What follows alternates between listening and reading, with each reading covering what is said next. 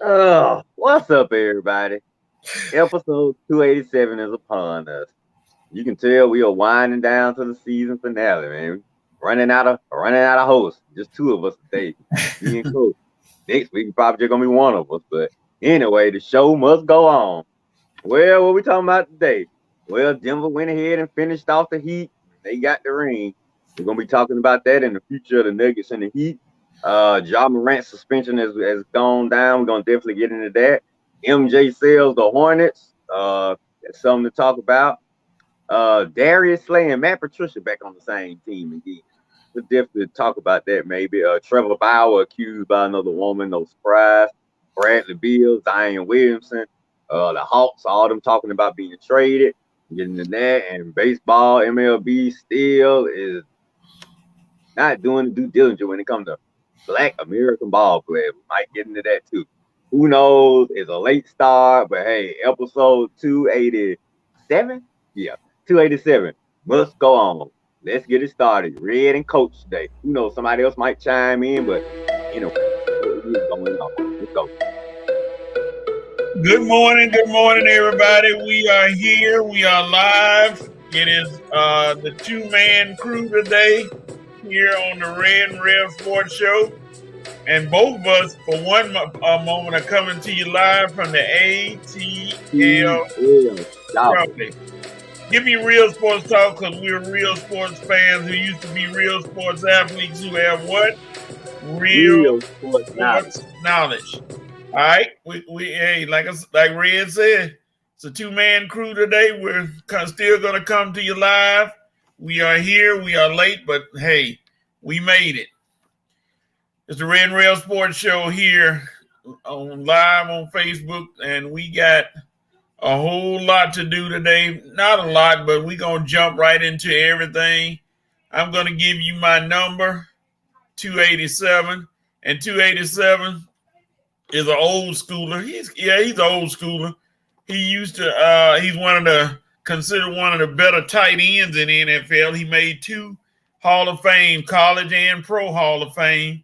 And he's number 87 for the Oakland Raiders. They call him Casper the Friendly Ghost. Oh, Dave Casper, tight end for the Raiders. One of the best ones of his time.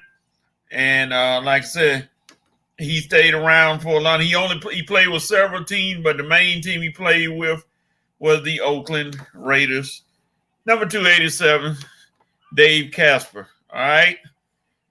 Let's see. Let's welcome the nation. Who's here today? Who's talking today? Jerry Martin. Red, go and read him. You got him, Red. All right, Jerry in the house. Good morning, Coach Red. What's up, Jerry? Who else in the building today? VP in the building with some crappy internet service. Mississippi Light ready to slam down together. Slam it down, buddy. We might gonna need you today. Getting another 5 6.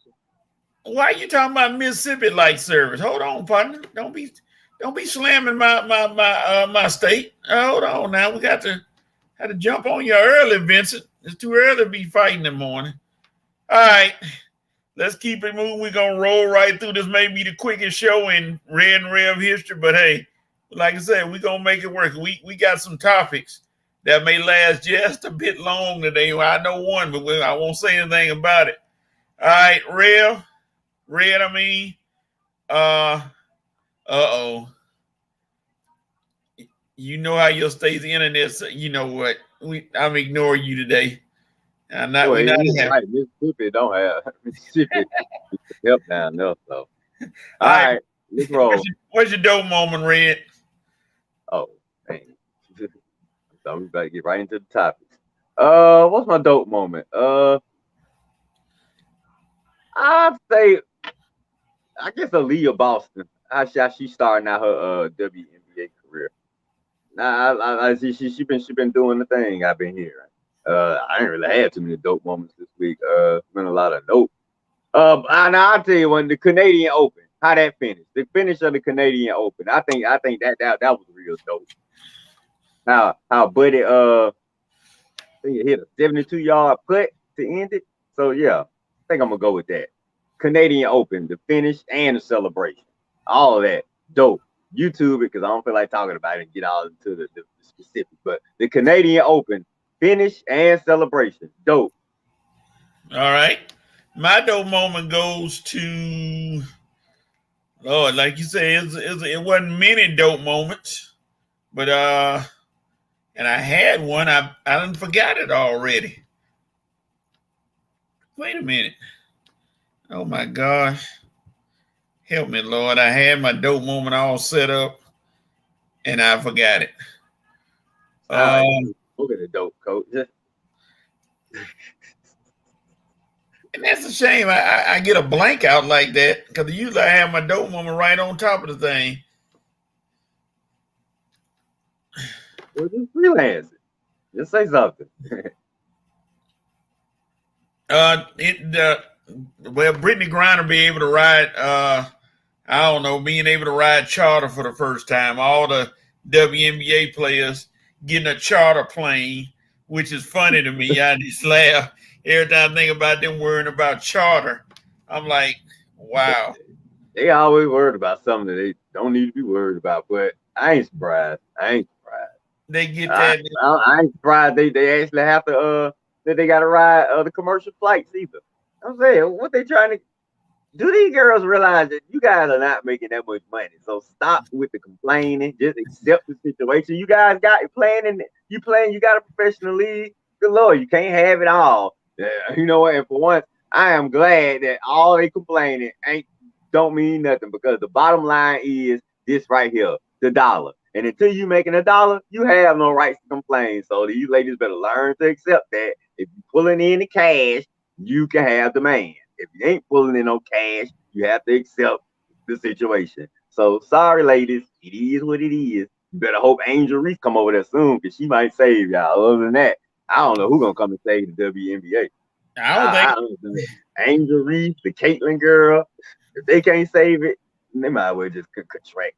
I don't think Angel want to leave that college money. She make more money. Why would you? Why would you want to leave that when the fun she having to go over there with them boring? I mean, and like I say, I'm gonna hold my tongue. I don't want to say the wrong thing, but like I say, I don't blame Angel for not wanting to go to the WNBA right now, because it just don't seem like a fun league. You never see any of the players talking like they enjoying themselves, or they playing because they're allowed to play. It's not like they playing because they excited to play. You see what I'm saying? Yeah. You never know excitement in the WNBA. They trying. We won't get long into that. I'm gonna get right into my note moment. My note moment, I hope I don't steal yours, Red, goes to Deion Sanders. Of course, the news came out that he's having problems with his foot, and unfortunately, his foot may need to be amputated. I hope that's not the case. I hope they can come up with a way to get that blood flow flowing. This coming from a person.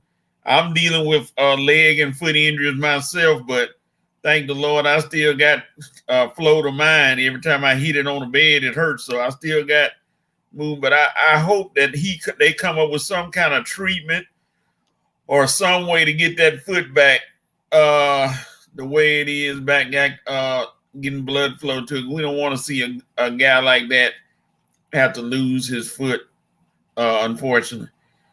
What's your note moment, Red? Note moment. My note moment goes to fans of the Oakland A's. Are you freaking kidding me? Staging a reverse boycott for what? For what? You think it's gonna save you? No, it ain't gonna save you. And it was so silly. After you did this, guess what? Every politician in Vegas said, give me that bill. The governor said, give me that bill. I'm finna sign it right now. We are taking the A's from these clowns. Are you kidding me? Where have you been the last few years, fans of the Oakland A's? Oh, but now when you hear your team about to leave, oh, let's all go to the game one night and sell it out. For what? You're still losing the team. It's already been done, approved. The governor signed the deal. It's only a matter of time for MLB sign off on it. The A's are going to Vegas, and you Oakland civilians have nobody but yourself to blame. Not talking to the underworld figures, just talking to the city officials and the fans.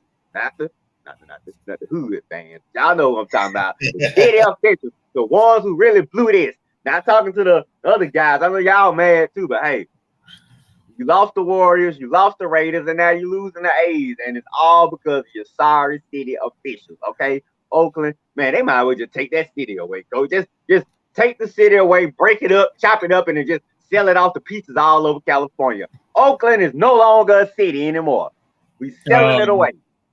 Oh boy, you got guys like Bryce Harper and a couple other guys who said the tradition in Oakland shouldn't allow you to be able to sell the city away.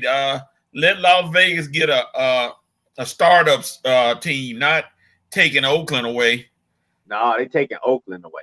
Just like they took the Raiders away, just like San Fran took the Warriors away. They're taking everything away. Oakland, your fault. Improve your city. Yeah. Whoever the mayor of Oakland is, dude, you should go hide right now. You should be embarrassed. All right. What you coping with, Red? I'm coping with the NBA, and the NBA since Karl Anthony Towns has changed it. Lord have mercy. I didn't know Karl Anthony Towns changed the NBA the way he claimed he did. Can somebody please stand up and tell me what significant thing has Karl Anthony Towns brought to the NBA besides a big overweight sucker who hardly don't play, and when he do play, he plays softer than cream cheese. Lord have mercy. Are you kidding me? Karl Anthony Towns, Mr. I talk like Mike Tyson. Blah, blah, blah, blah, blah. I talk so soft, but I'm so big. Shut up, fool. You don't want to hear about you changing the NBA. You are as delusional as they come, man. And I thought I wanted this guy with the Hawks. No way. Keep Karl Anthony Towns away from my Hawks. We got enough delusional players over here as is, okay? If you think you don't change the NBA, Karl Anthony Towns, dude, you need to wake up because you have been in dreamland for far too long. All right. Yeah. I don't know where he come from, but I think he just bored or something. I don't know. He got to make headlines. I don't know what it was. He said that because he ain't changed nothing. Maybe the address, that's about it for him. My coach moment goes to West Virginia coach Bob Huggins. I don't know what's going on with him in his life, but he seemed to be spiraling out of control. Earlier this year, he made those unnecessary comments that got him a fine and suspension. Now he's been arrested on DUI charges. Coach, is there something you're not telling us, or something going on in your life to make you act like you don't want to coach anymore? If you don't want to coach, just retire. Then you can do what you want to. You can go drink, I guess, at your house or whatever and just chill. But lately, Bob Huggins is, I don't know. I ain't going to go against saying he's too old or something, but all these, now he got, like I said, DUI charges. Then, like I said, the negative publicity from in certain comments. Bob Huggins, West Virginia, you may have to make a choice and get another coach. I know he's a revered coach, gonna be in the Hall of Fame, but yeah, right now, I don't know what to say for him. But hey, that's his life. All right, Red, we're gonna fire off the comments from the nation. The nation is wide open, looks like. So let me pull their comments. Wide open. For real? Yeah, they got some comments, boy. I tell you, they was just us two up here. Okay, well, let's get them coming in because they need to help us out today. Let's hear them. Joe Black, what's up, guys? What up, Joe? Joe Black. Glad to have you. Vincent Woodruff, dope. Nick Taylor winning the that was my dope too. Nick Taylor winning the Canadian Open by nailing a 72 putt to defeat Tommy Fleetwood with an eagle. Yep. First Canadian, that's right. The first Canadian in 69 years to win the tournament. Yep. Lord, who been winning it? Black folks? All right. Let's see. Dope. North Carolina hired DJ Shockley be inducted into the Georgia High School Hall of Fame. Oh, okay. North Plain High School. Good job, North Plain. Yeah. Vincent Woodruff, the WNBA creates a lot of these situations. They don't market their product well. Show don't. Women hardly watch this league. That's problem number one. Exactly. If the ladies watching the NBA and not watching the WNBA, what You don't honestly think we gonna watch it, right? No, but I'm gonna tell fellas are not gonna watch WNBA for certain reasons, and I don't want to get into the reasons right now, but you can kind of figure it out. Fellas like looking at nice things. Let me Nice stop. looking Let me girls. stop. Let me stop. Okay, yeah. Thanks, coach, for saying it. And WNBA is sorry, it's just not full of them. College baseball, you can look at some nice looking girls on college baseball field. Okay, so I'm sorry, ladies, this is what it's becoming. Okay, I'm saying unless you got ladies in the WNBA that lots of guys that just want to see on a nightly basis, it's gonna be hard to get fellas to watch. And Kevin Kelly is saying women more into football than the Man, WNBA. Of course, they go back to the double screen, coach. Yeah, women more into football than the WNBA, and that's true. Coach, you on mute. Coach, you mute. You still there? Okay. all All right. right. Okay. Go Women ahead. in the foot. Okay. What's next coming? That's it.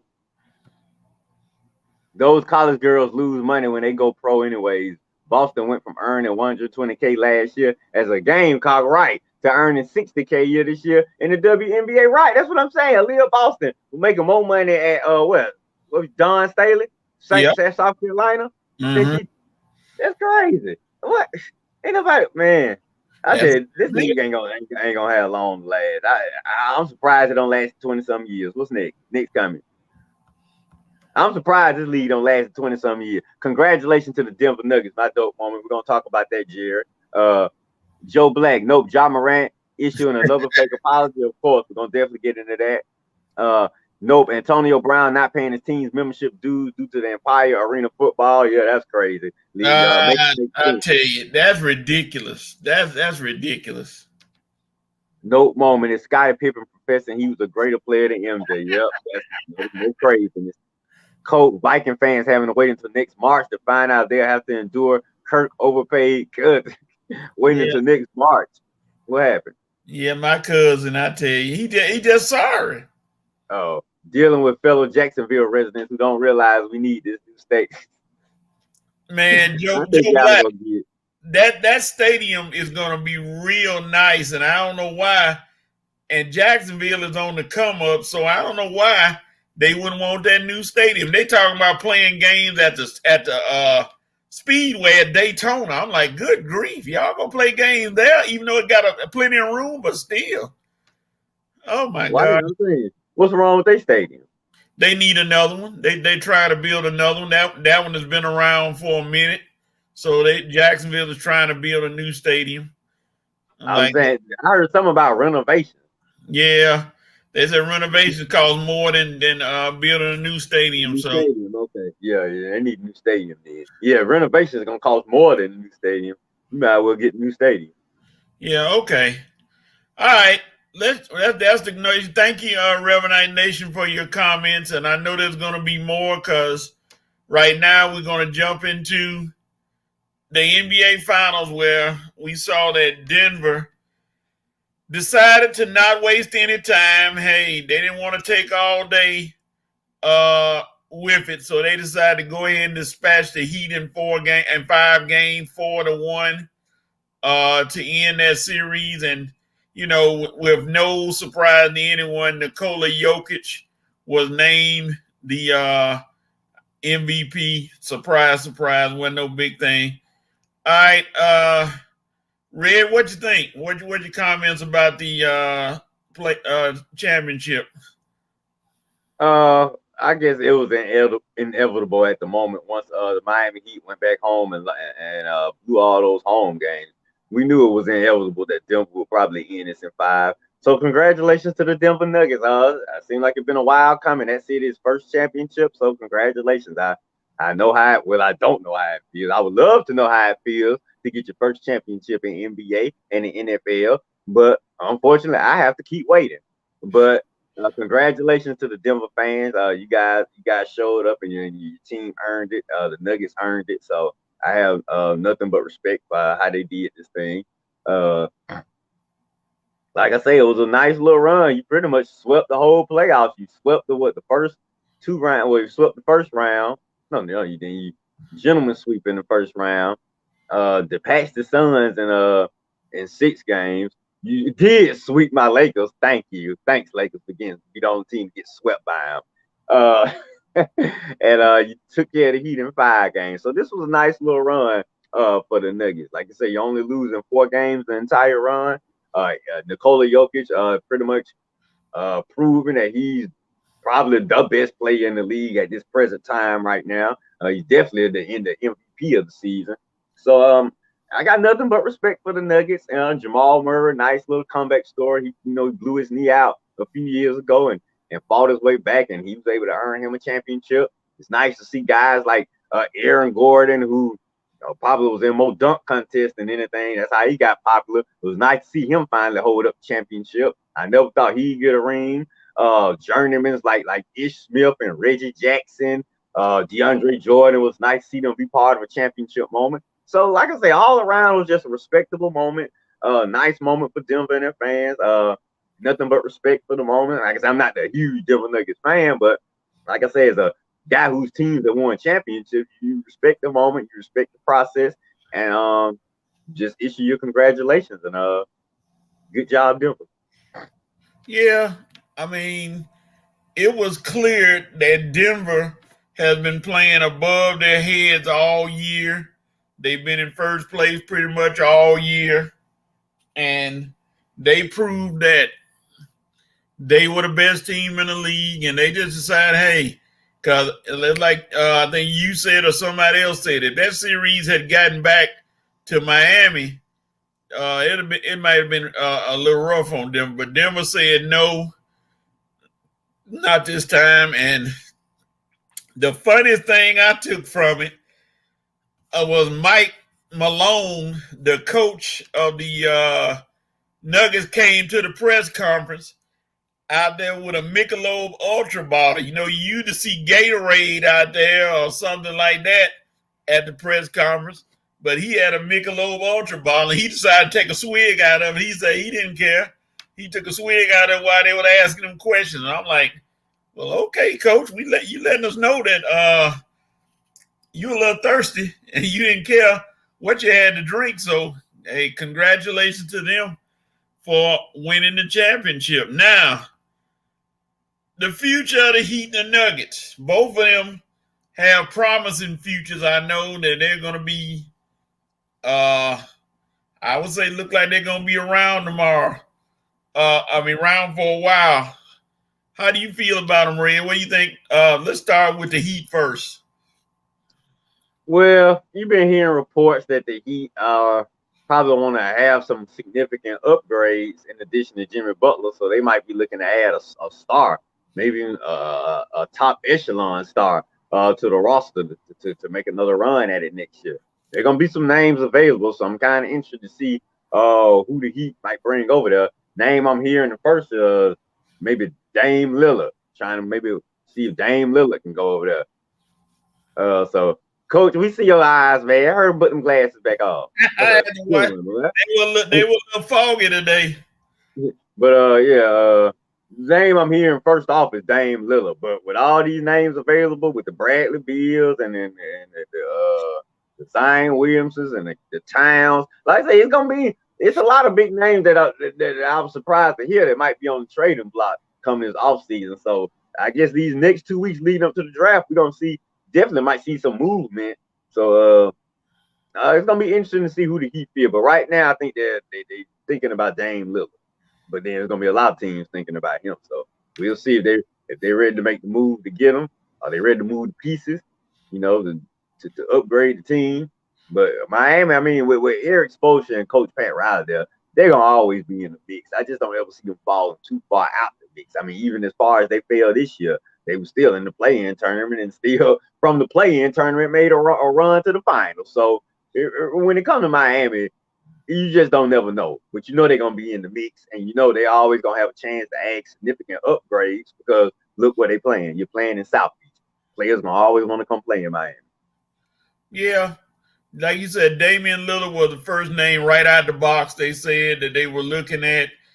And the Heat, like you said, Jimmy Butler is a star. I don't know if they consider him a superstar yet. No. They consider him a star. And he played well in the playoffs. He did okay. He couldn't carry his team to the championship. He had his lapses. So you look at them, like you said, adding a Dame Lillard or Bradley Beal or somebody to help him get over that threshold that they're trying to get back to when they won the championship way back when. So, hey, they're going to be buyers this year trying to see who they can acquire. And I'm sure with that, like you said, South Beach is an attractive place no matter how you cut it. So they're going to find somebody to be able to say, hey, come to South Beach. You got a chance to win. You got beautiful scenery. You got everything going on. They're not going to mention the hurricane, but hey, that season, that don't matter to them. Still beautiful in Miami. So, hey, come to Miami, play basketball, and have a chance at winning the championship. Because, like you said, Miami is there in the mix pretty much every year when people. Hold on for just a second, Red. Okay. Like Coach was saying, the Heat gonna be involved every year. The playoffs. With Eric Spoelstra and Pat Riley in the front office, the Heat is always in the mix. You got to, like I was saying earlier, you got to give these guys credit. The Miami Heat have one of the most stable and solid front offices in probably all the sports. I mean, never no turmoil. Even when LeBron there, he was trying to create turmoil. Pat Riley said, "No, crybaby." No, LeBron, we are not creating turmoil. No coach is being fired. We're going to keep things even keeled and stable. You don't like it, get out. And LeBron got out. But Miami Heat still there. And they still are winning. They still go on the finals, even without LeBron. So you see, LeBron, you didn't stop no party. They may not have won in the finals, but they still are playing for championships on an annual basis, okay? Only one team can win it every year. That's true. All right, let's move to the Nuggets, the champs, who seem to have everything intact. Looks like they got pretty much the nucleus of the team coming back. So, hey, what's our opinion on the Nuggets? Nothing. Don't do nothing. Don't change a thing. Run it right back, like the coach said, and go for this second ring. That wouldn't change nothing. Bring everybody back. Bruce Brown has a player option. Convince him to take that player option. Come on back. Just run it back and see if we can do this back-to-back thing. Even if they don't, they're gonna have a real chance. I mean, they'll get real close. So I think Denver Nuggets are here to stay. As long as Jokic and Murray are leading the show, you can move the pieces in and out around them. But as long as you got Jokic and Murray there, they're going to be a threat for the next few years, I believe. And they might even win another ring. I told you, the Nuggets are the San Antonio of this generation. Yep. Let's see.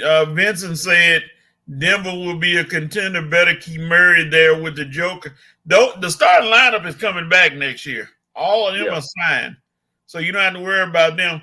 I think they just need to add a few pieces, like you said, here and there, to for the bench to help out the bench, because you look at the bench and the guys you named earlier, Ish Smith, Reggie Jackson, DeAndre Jordan, those guys are not they're just there. They're not going to help you in getting the championship again. But, you know, you add some more pieces, find some players, role players, build a better bench, find some role players to come in. They got Christian Braun.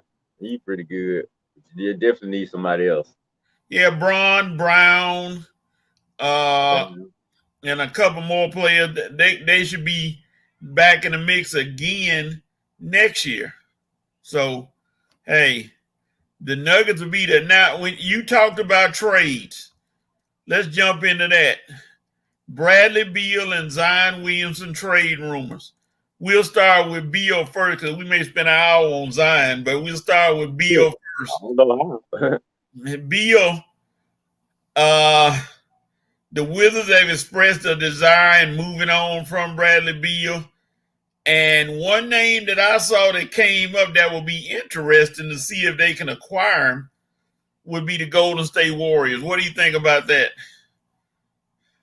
Wow. Well, I mean, they moving Klay Thompson out. That's what I heard. They talking. I'm like, why would you take Klay Thompson and bring Bradley Beal? That doesn't sound like a good fit to me. No, I don't think Steph gonna sign off on that one. Yeah, he got to sign off. You got to get that approved by Steph. Yeah, because I don't think you break up one of the best, if not some people say the best shooting combo in the NBA. Bradley Beal, he can shoot, but he's not consistent. And Klay Thompson has been there, done that. Why would you want to move that? I move Draymond if they could, but I don't think they're going to be able to do that. They won't. Draymond a free agent, so he might be able to go anyway.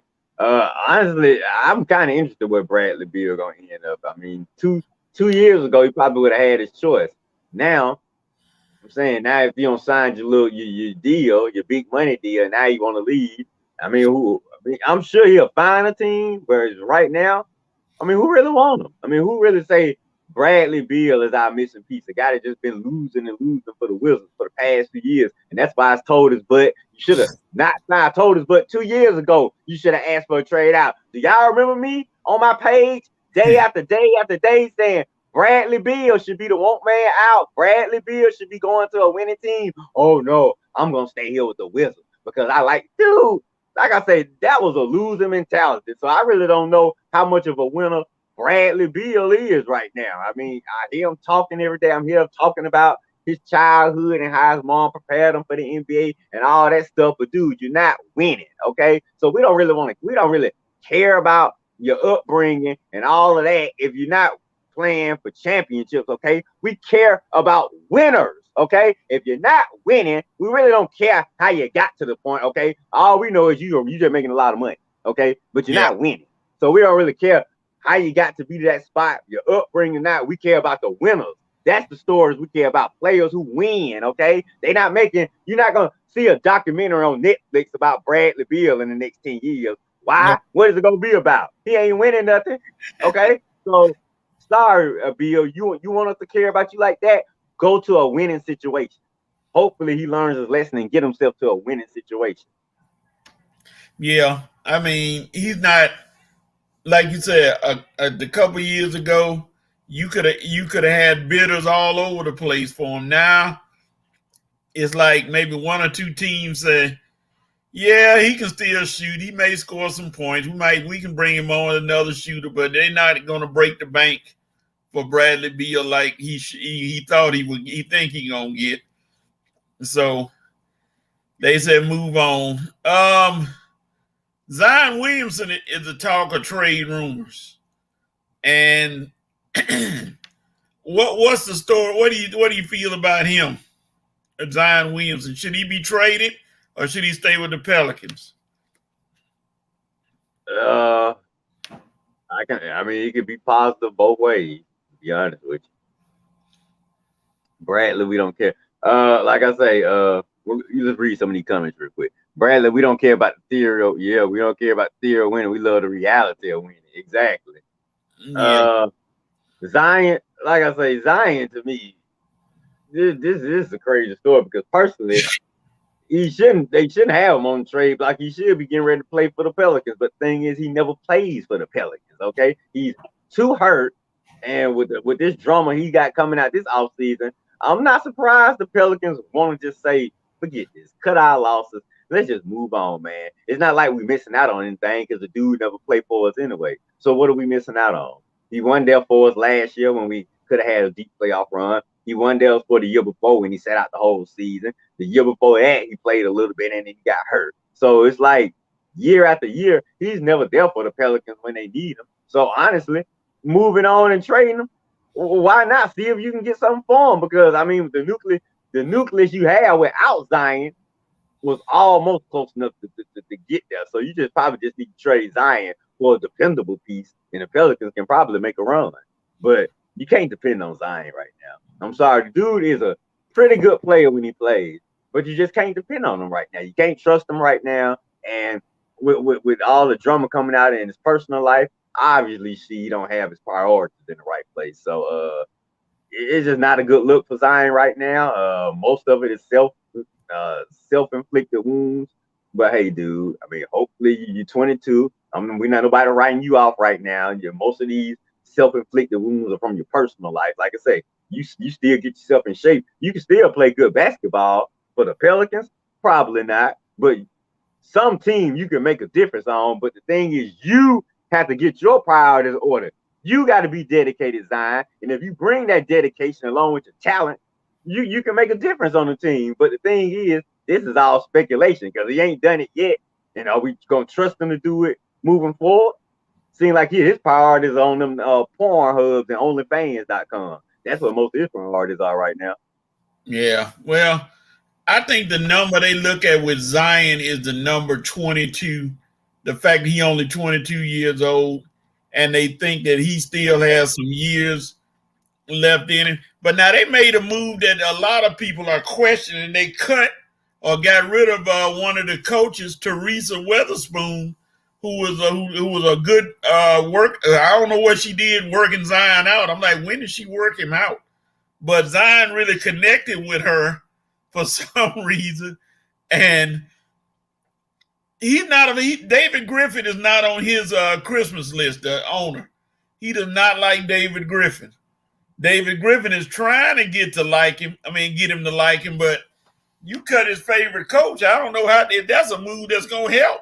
So I don't know. The Knicks might be one of those teams they say hot on the tail of getting Zion. They'll trade away a couple of pieces, but how much are you willing to give up for, like you say, a man who hadn't been on the court that long and since he's been playing?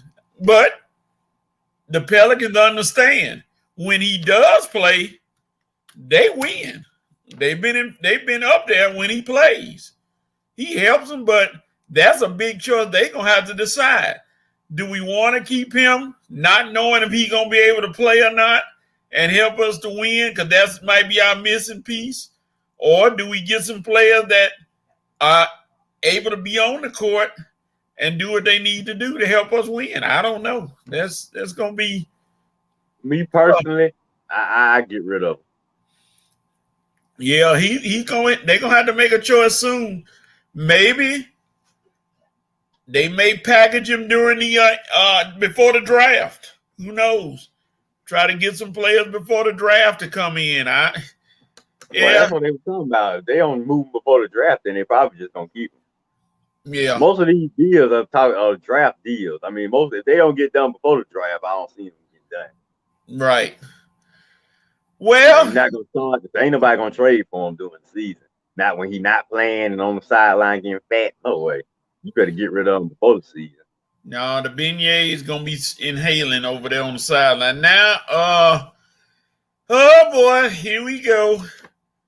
Ja Morant. It came down in the NBA that Ja Morant got 25 games for a suspension. And boy, the internet went crazy. Is it too much? Is it too little? Why is he getting suspended? What is this? What is that? Why is this? Red, this is one of those polarizing topics. What do you think about the 25 games for Ja Morant? I mean, we don't talk about it so much. We just winding it down now.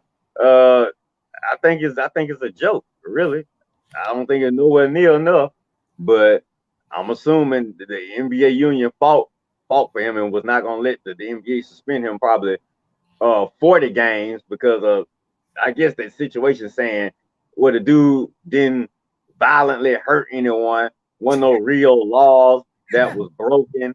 The only thing he did was just bring shame and embarrassment to his league and shame and embarrassment to his family and pretty much about to ruin multi-million-dollar contract and all his business deals. But sure, hey, no big deal, okay? But like I say, it's getting to the point. I mean, the guys are exposed. He's proven what a moron he is, okay? All we were doing was just waiting on punishment. 25 game suspension. Okay, you want to slap him on the wrist? Keep slapping him on the wrist. And when he mess up again, guess what? I'm sure you have the same fools making excuses again. But at least we'll know Red said, I told you so. I told you so before this happened. I've been telling you so while it's happening, and I'm gonna tell you so after this suspension. He gonna mess up again. Don't think this is the last we see of Ja Moran. Okay, y'all think he ain't gonna mess up again? 25 games. Wow. Okay, 25 games. Dude gonna come back, do his thing, and like I say, I'll just be waiting. But I'm on record saying it's not enough. I think this is a wrist slap. He should have got at least 40 games, probably the season. But the NBA union protecting his players when the NBA union should have sided with the commissioner right here and let him do his due diligence and get this guy the highest punishment possible so he can see how dumb and silly he look out there brandishing weapons, bringing a stain to the NBA. Dude, this is a private entity. Whether you broke the laws or not, you sitting there brandishing your little weapons, doing this and not getting caught on social media with this is not a good look for the NBA, and it's not a good look for you and your family. But you too brain dumb to understand that, and these idiots out here talking about no laws are broken. They too stupid for me to even have a conversation with. It's to the point now I don't even have a conversation with nobody trying to defend Ja because they too stupid to talk to. So go, you want to defend Ja, defend them. But I'm not debating you, okay? Because I think you're a moron, okay? I'm not debating anybody who thinks Ja Morant is being like this is a witch hunt on Ja Morant and he's been done wrong. You think he's been done wrong? You think this suspension is too much? Okay, fine. But like I say, just don't be surprised when I ignore you if you decide to treatment. That's telling you what I think of your brain and mental capacity. I mean, you look at the fact that now he's gonna be hurt in the pocketbook. True enough, he's gonna lose millions of dollars. But the overall thing is your upbringing wasn't nothing like what you're trying to prove all of a sudden. You were raised in a nice home, nice family, nice such a what is this little character you trying to portray? I'm not so sure he was raised now. Yeah, he was raised. When did the raising stop? Yeah, I'm saying when did T Morant say I'm done? Yeah, he needs. I'm trying to figure out how did he where was he raised at? He had, don't look like you see like he was raised in the forest by wolves the way he acted. But I mean, but if you go back and look at his background, 2-parent home, they did this and did that, but all of a sudden he makes money and people forget about it. They let him do it. Oh, he's grown. No, he's not grown.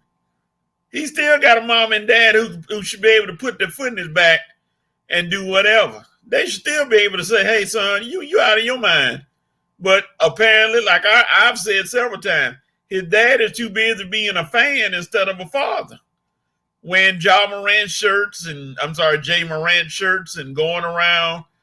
Jay Morant is this, Jay Morant is that, do this, do that. All I'm like, parent your son, pops. I mean, it's okay to do what you got to do to him because he's still your son.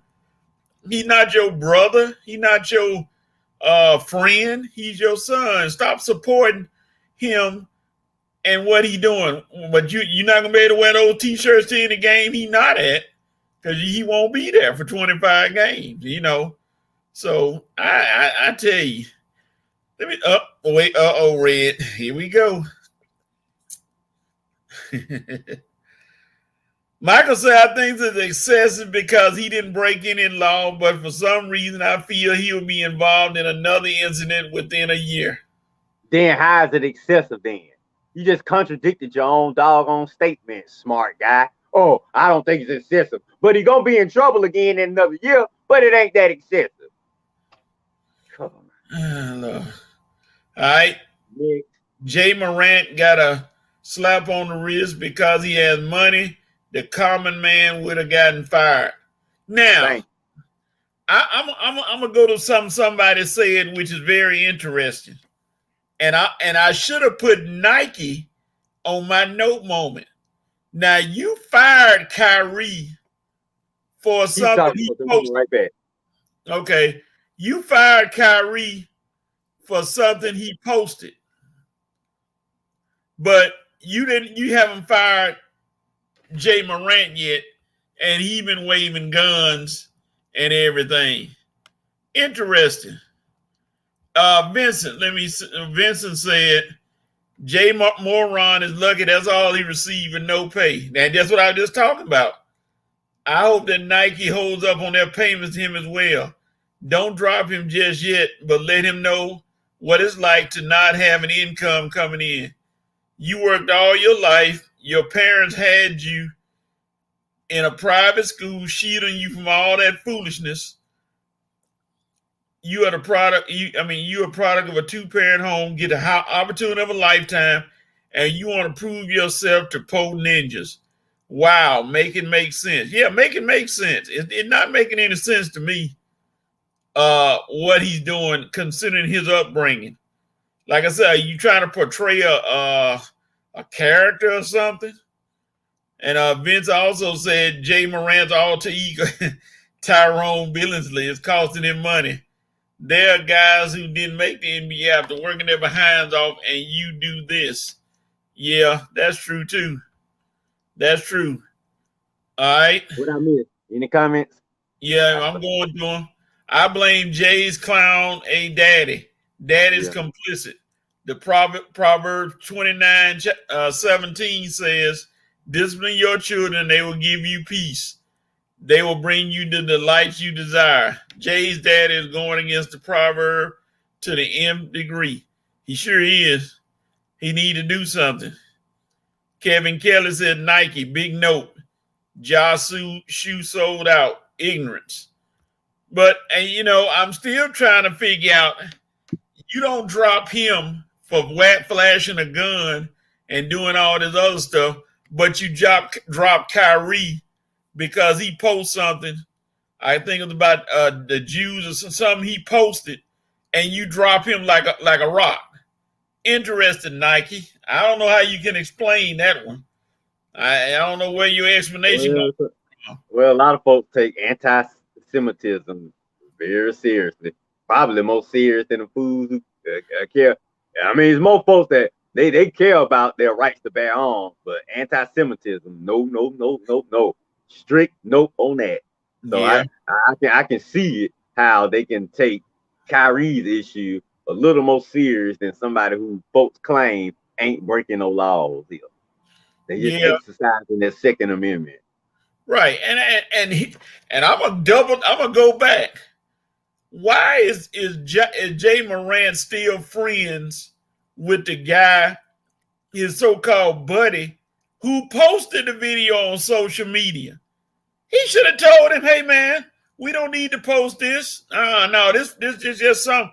But he posted it on social media, and that's what the fire started. Your so-called friend, your so-called buddy who riding in the car with you, post this video. And yet, I don't know if y'all still buddies or not, but I'd be the first one to jump on him like, hey, man, I didn't intend for this to get out. But Ja Morant don't need no friends right now. That's funny. Honestly, if I'm Ja Morant friend, I'm looking at him like you a dummy anyway. Why would I want to be friends with you with your dumb self? You about to ruin your career. You see what I'm saying? Friends don't help you ruin your career. Friends help you expand your career. So obviously, Ja, you don't have no real friends in your life. I see. If you had any real homeboys in your life, man, no way you would be in this situation. No way. You wouldn't even, after your first suspension, your real friend wouldn't even have you in the car riding and listening to music. Keep your butt at home. What you going out the house for? Stay at home and look at TV. You have nothing to do. You already in trouble. And on top of that, do you have a girlfriend? Why are you always riding out hanging with guys? Hanging with guys in the car. Hanging with guys at the mall. Hanging with guys in your driveway. Lord, dude, where are the women in this picture? That's your problem right there. You hang out with too many doggone guys. Where are the women? These, man. These guys, I tell you, man, just give me a little of that NBA money, and I'll show these guys how to live, man. These fools, it's like they didn't get out and just look for trouble, man. Look for trouble. Like, dude, you have no reason. Your friend should be helping you out. You ain't got no friends, Ja Morant. That's your problem, dude. You ain't got no friends. If you had friends, you wouldn't be in this situation. I already see you don't have a father. You don't have a father. Your mother too immature, and your friends are non-existent. Okay, that's your reality, partner. And then he came out with the agent publicized speech about him doing better and him doing this, and he's gonna do no. Oh, this talk. No, we want to hear none of this stuff, dude. You just running your mouth, talk. I don't want to hear no comments, no statements. Okay, actions speak louder than words, Ja. We are past the statements right now. We past the words. Okay, and if he don't know this, that's his problem right there, dude. Words mean nothing right now from you. Actions, actions, actions. Keep your mouth shut for the next what? Until this suspension is over with, and we'll see if you learned your lesson when you start back playing again. But your words mean nothing. They fall on deaf ears. They about as worthless as a penny right now. And let's be real. He has 25 games from the NBA. The Grizzlies have suspended him too. So the Grizzlies have not said, okay, when the NBA suspension over, he'll come back and play. They may decide to suspend him longer, even though I doubt it, because they trying to win. They probably not gonna do it. They ain't winning nothing this year. Grizzlies, you not winning nothing this year, okay? You not winning nothing with Ja Morant. That's over with. I'm sorry. That is over with. And you want to talk about somebody who need to be on the trade block, it need to be him. He need to be on the trade block. The Morant era in Memphis, where you think they're gonna win with Desmond Bane and all those guys, over with. Okay, Jaren Jackson might be asking out soon. If I'm on the Memphis Grizzlies, this dude has tainted us. Where are we going? If I'm Jaren Jackson Jr., I'm asking out. Send me to another team I actually got a chance to win a ring from. Desmond Bane, I don't care what your light skin butt do. The rest of them, I just don't care. So that's over with. Grizzlies done. Ja Morant era over with. You're not winning no rings no time soon. We're not gonna look up in 2 or 3 years and say, wow, the Grizzlies have overcome the Ja Morant drama. Please. In the next 2 or 3 years, he'll be on creating some more drama. So no, you show me who you all want, I believe you. Ja Morant, you ain't fooling me, buddy, and your team ain't fooling me. My Lakers dispatched you. We exposed you. Okay, it is over. Start over, Memphis. Ja Morant don't ruin you. Let me see what the nation got to say. Yeah. Vince said, I'll be glad when speaking out against or violating black culture becomes a financial punishment, like it works for those fellas out of Israel. Yep. I think they should. Jerry Martin said, red roads, guns and buns, two dummies. Right. Kevin, correct me if I'm wrong. Didn't the first gun incident involve a 17-year-old? Yes, it did. That's what I was talking about, Kevin, in the driveway. That driveway incident, that was good to say. You playing basketball in the driveway with the little kid. Threatening the little 17-year-old kid. Dude, seriously, man. Yeah. In your own driveway. I mean, dude probably just coming over to play a friendly game and leave getting threatened, having his life threatened. Kevin also said he has yes boys around him. Of course he does. Yes boys say yes, yeah, Ja, you right. Ja ain't got no money to control them yes boys no more. So yes boys gonna go find somebody else to hang on. Jerry said action, Jay Morant. You're right. No more speeches. Jerome has joined the show. Good morning, Jerome. He said someone called Jay and have him join the show so he can hear his epic rant. And Red Jerome had a question. What did light-skinned people do to you? That you against the light-skinned people? Nothing. But I just don't like how some of the guys be acting like they so entitled, like Desmond Bane. I'm just not a Desmond Bane fan. And the fact that he's light skinned, I just took a little shot at it, since I'm always talking about the light skinned brothers. I feel like I am the judge on who belongs in the light skinned crew. And I am the judge who say they don't belong, okay? Because I don't want no lames in my crew. And Desmond Bane, who are you, fool, to talk trash against my Lakers? And you ain't won a thing. And then you said you were going to come back from the deficit we put you in, and you got eliminated the next game. So that's why I don't like Desmond Bane, because he talk too much and don't back up nothing he say, just running off his mouth because he feel like, oh, I'm on the Grizzlies. Folks underestimate us. You doggone right we underestimate you, because you as trash as we thought you are. And that's why my Lakers eliminated your trash team, sucker. Keep your mouth shut till you win one of these.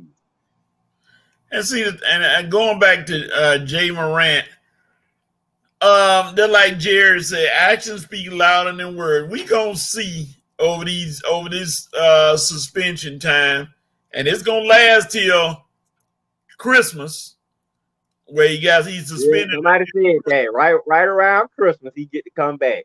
NBA ain't doing nothing but thinking about money, man. That's all. But I don't know why he be playing on Christmas. Why would the Grizzlies be playing on Christmas? They not one of the top echelon teams. Not when you got put out first round by my Lakers. And another thing that that people are forgetting, where is Jay Morant's daughter? Are you spending time with your daughter? I'm not judging whether you are or not, but how is she being affected by all this? You know, you talk about this and that, but I don't hear a whole lot of them talking about your daughter. Come on now, you got a child, Morant. You got a child, and this is the upbringing that you want your child to come up with. She's too young right now to maybe understand, but I mean, this is what you want, the environment you want to come up with her in. Seriously, come on, you can't be serious with this. Ignoring her. Where is the baby mom? Why ain't she slapping some sense into him? Kicking it. That's what I'm saying. Dude, your baby mom must not be that bright.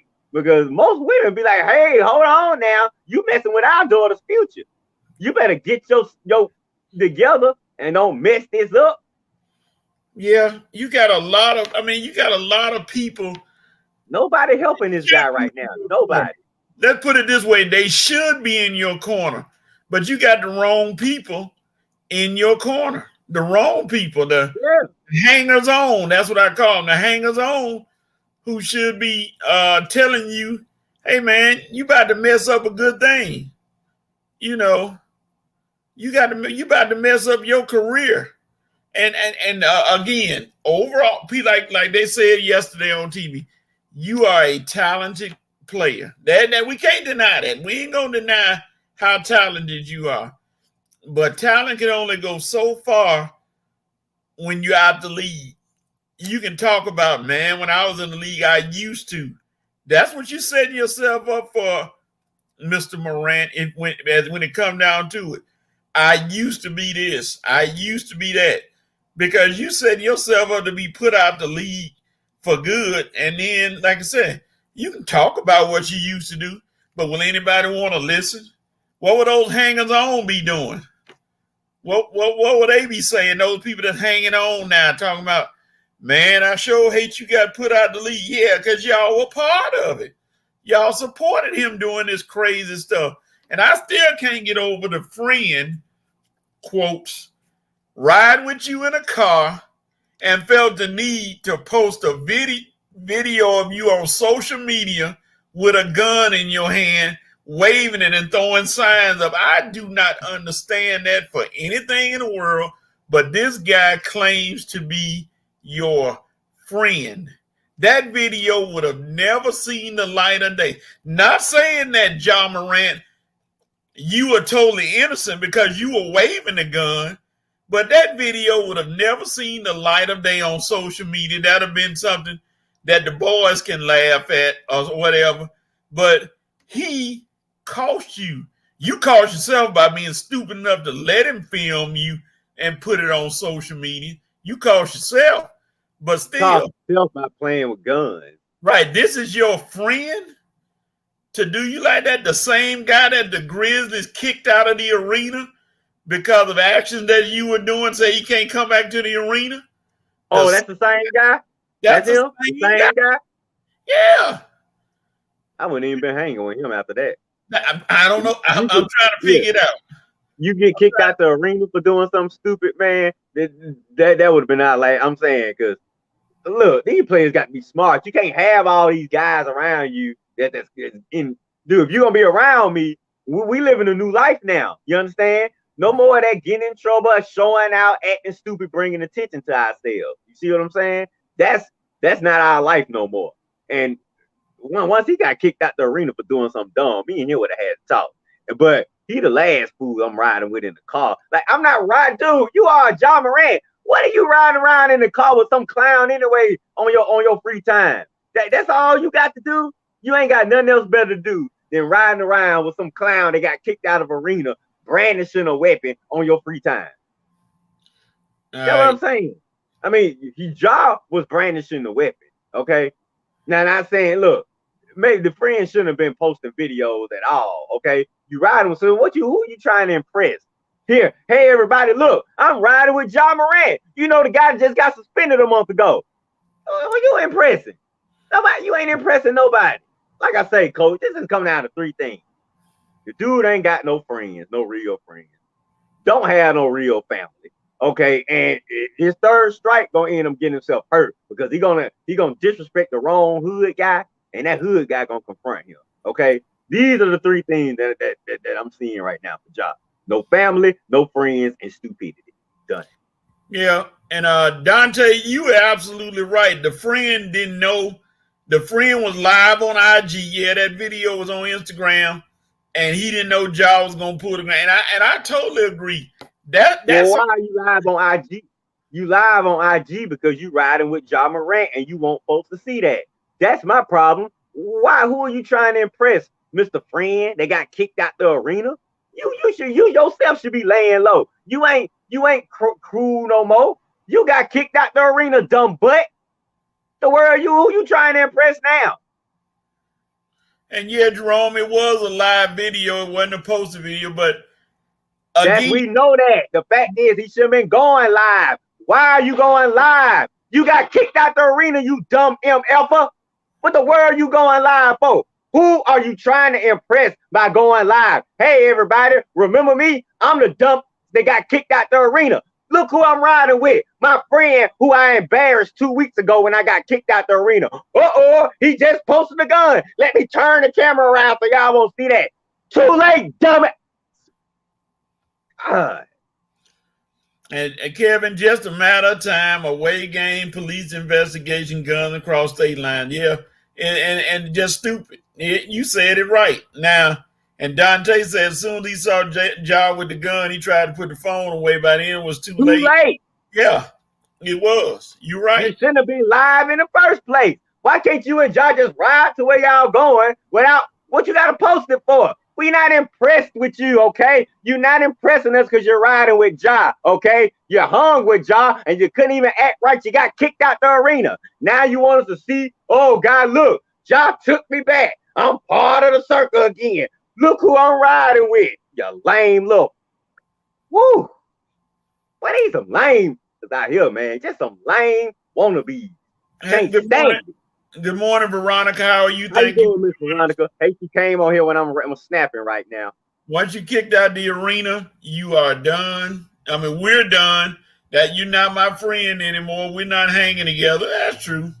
I ain't gonna say we ain't gonna be friends, but I'm not. You're gonna be one of the last people I'm hanging with like that. Dude, you can't even control yourself at a basketball game. You and me gonna have a talk, and you the last fool I'm gonna be riding with on the highway that soon after you got kicked out the arena. Might be time for me to hang out with one of my other friends. Dante said this is 100% on JB and Dumb. 25 games is fine, but I do agree Ray should have been suspended more for me and Dumb. Dante, the D is for Dumb. You exactly right. This he's stupid. He was stupid for doing it. And hey, call it what it is now. Coach D like you would call it Dante dumb, but I understand. Not Dante. I know what you mean. I know what you mean, but that's kind of like how it came out. He's like Dante. The D is for dumb. Yeah, I feel you. I know what you're saying. Vince said, doesn't matter, Dante. Jay is a moron for brandishing the firearm in a non-threatening situation. Jay is a moron, period. Told you, no friends, no family, and just stupid as I don't know what. And then when he piss off the wrong hood guy, oh boy. Kevin Exactly. say, That's what I'm saying, Kevin. All these men he hanging around. All these men he want to impress. Hanging out with men in the car. Hanging out with men at the mall. Hanging out with men in his driveway. Dude, where are the women? Where are the ladies? What you do? Beat off and look at Pornhub all day? Sorry. I'm just saying, man, where are the women at? Dante Because say, really, if you had the women around, some of these women would probably keep you from making this dumb mistake. Because these women ain't gonna let you mess up day money. You know, that's how ladies think. That's day money. You ain't messing up my money.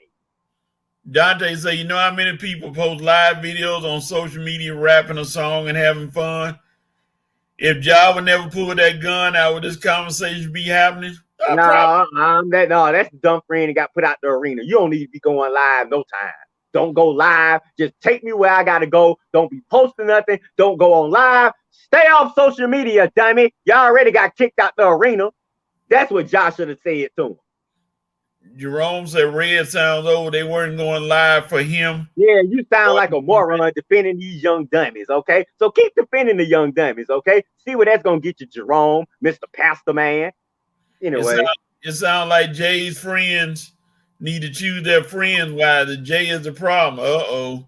Yeah, you that's a good point, Vince. Maybe Ja is a dummy, and the friends need to have better friends. Uh-oh, Jay's friends are more likely Cleo from Set It Off, or maybe like Keisha from New Jack City. These seem to be the female type friend that he's have. Hey, Vincent. Rock a bomb, baby. You gonna leave Keisha alone. Keisha, you lied. I Keisha my home girl. Even though her dumb butt ran out in the middle when a shootout was happening and got her butt lit up. Motherfucker! Ah! Do. Come on, Nino and G Money. Y'all gotta protect my girl better than that. G Money got the biggest gun at the wedding. Boo, boo, boo. I ain't hitting nobody with it. Nobody with it. G Money, what you got the big gun for if you ain't gonna tag nobody? Sorry, y'all. That's New Jack City. Jay, you exactly right. Jay looked at him, saw he was on live, and he still pulled the gun out. Yeah. That's dumb. We know Ja Morant is dumb. You know what I'm saying? But hey, Coach, I was sad when Keisha got lit. Yeah, it was a sad moment. Don't we don't want to talk about it, Vince. We're not gonna. That's why Nino canceled his girlfriend the next scene. Nino was so mad. What? You get in my face after Keisha got shot? Oh, cancel that girl. Put champagne all over you. Cancel her. Get out of here, Ice-T. Trying to infiltrate my organization. Vincent said, Jay is the problem. He need not Elanya Van Zant fix my life. Oh Lord. Yeah, that what he need right there. Young. Keisha and Cleo demise were both cinematic classes. Okay. The bottom line is Jay Morant, over these next few months, we gonna see. Show and tell for you, brother. That's the only thing. They're like the songs that show and tell. That's the game you playing. I probably want to say years, Coach, because it's gonna take a while to get us to really change the opinion. Well, the NBA for a couple of years. The NBA is gonna be looking at his actions for the next few months during his suspension and everything. They're just gonna see: are you gonna show us a model? Are you gonna be a model citizen? You ain't got to just stop having fun. Yes, you do. Stop having fun because you don't know how to have fun, Ja Morant. But you can't do stupid stuff. And the bottom line, the word stupid is gonna keep coming out. The word dumb is gonna keep coming out. They gave you a chance after that 8-game suspension, and look how you rewarded her. And I believe here's the thing: if he gets in more trouble, that means that he has accepted the fact that he doesn't want to play NBA basketball anymore. He just wants to be this thug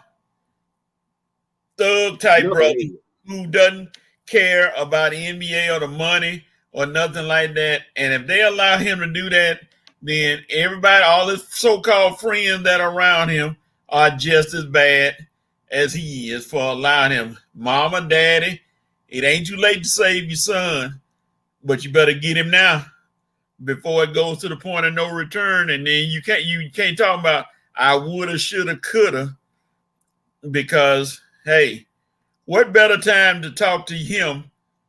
It's Father's Day this weekend. This is where you need to have one of those nice Father's Day conversations with him. Nothing wrong with it. Don't need to be any publicity about it.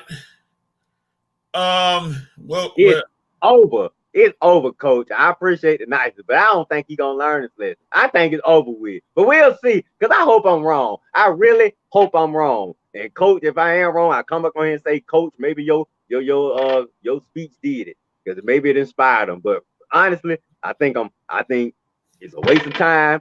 I think he's gonna make a mistake. I think he's gonna cost himself his career and his future. And basically, why do I think that? I'm just going on what I'm seeing now. What have I seen from Ja Morant to make me think he's gonna learn his lesson and he's not gonna mess up again? Because I think I know exactly who he is. Like Vincent said, Ja is probably the one that's the bad influence on his friends. For all we know, his friends are good people, and he's the one that's the turkey.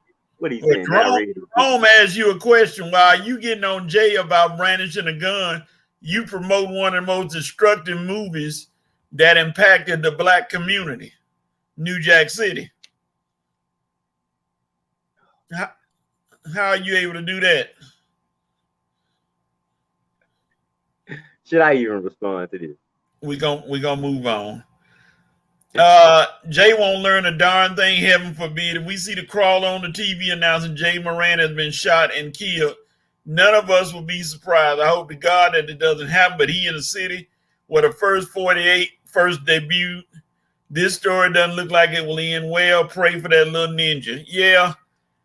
And Kendrick Perkins brought it up and said, and he might have been sarcastic, but he may have been real as well when Kendrick Perkins said, he think Jay Morant need to get out of Memphis. He need to be traded. Yeah, that's what I said, Coach. I said he need to get him out. It's over with. That era is done. They not gonna win no championship. You think he gonna come back and they gonna fix it and they gonna win it all? I mean, they gonna go back to the up and coming team that they were. They'll make playoffs, but then they'll be just one of those teams that has too much going on. And Dante, you're exactly right. I don't mind people having guns. 90% of athletes have them, but don't be stupid with it. Right. Don't be flexing it on camera. You're right, Dante. All of them probably got guns, but you know what? You won't know they have it until it's time. Most of them, you won't know they have it until it's too late. That's what I should say. Because they not out here brandishing it, but you try them, you might see it. We can't count on Jay's daddy. Pennywise can't help Bozo, Krusty, or Ronald McDonald to be better people. Clowns are gonna be clowns. Okay. We saw Pennywise and all the clowns into it. That was a good one, man. Dante said there's a difference between having protection and trying to intimidate folks. Jay trying to intimidate, and I pray he changes his way. But if he continues this path, he may not have a life. You totally correct. Because you're going to run into in a city like Memphis with Orange Mound and those streets around there. And I have a brother that goes to do work up there a lot, and he tells me about car break-ins and other stuff that goes on around Memphis. And Memphis is, if it's not one of the most violent cities in America, crime-ridden cities, it's climbing the charts. And anybody that's from Memphis, I'm sorry if I'm saying that and it offends you, but the truth is the truth. Your city is becoming very violent for whatever reason. Atlanta is violent, but Memphis is right up there as well. And the ironic thing is getting Ja to Memphis to go to a much bigger market city could be bad as well. I feel a 30 for 30 be made on this man for the wrong reason. I hope not. I hope that he can overcome this, even though it's a long road to come up, that he can, what was that song? Old song by a bunch of old school rappers called Self-Destruction, where they said, leave the guns and the crack and the knives alone.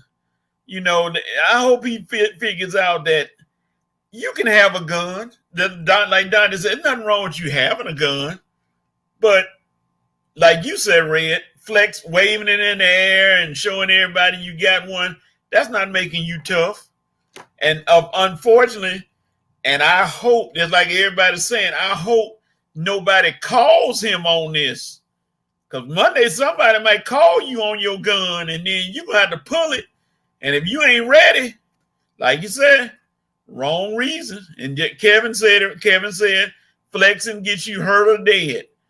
And that's what's gonna happen. Clearly, some grown men won't understand that.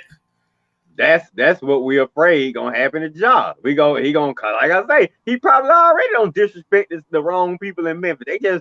They probably just waiting to catch him. Look, boy, Ja, you better get you some. That's the thing. Get you some security. Let them have the weapons. You an NBA player. You don't need to be getting in the shootouts and gun battles with people. Hire security. Let them do the battling for you. Oh man, I hate the man that these guys just don't know how to conduct themselves. It's sad that we have to sit on here and tell these guys how to live. Ja's as soft as cotton. I agree, Dante. This guy is on a downward spiral. I don't feel this will end well for this young man. Look, I hope we're not sitting here talking about nobody passing away because of stupidity, especially at a young age. But Ja, like I say, man, this path you on, man, like you say, you can't disrespect the real street guys in Memphis with your behavior, okay? Disrespecting your family, with you not putting your all into your NBA career. You know, they depending on you. This your family. They supposed to have generational wealth. And right here, this generation gonna end with you as far as the wealth. And as far as your friends, dude, I've already established you don't have no real friends because they wouldn't be allowing this to happen, man. I've had friends in my life, and even me, Red, when I'm doing stupid stuff, Frank, like, hold on, Red, now. You better think about that. Red, are you serious? What were you thinking about?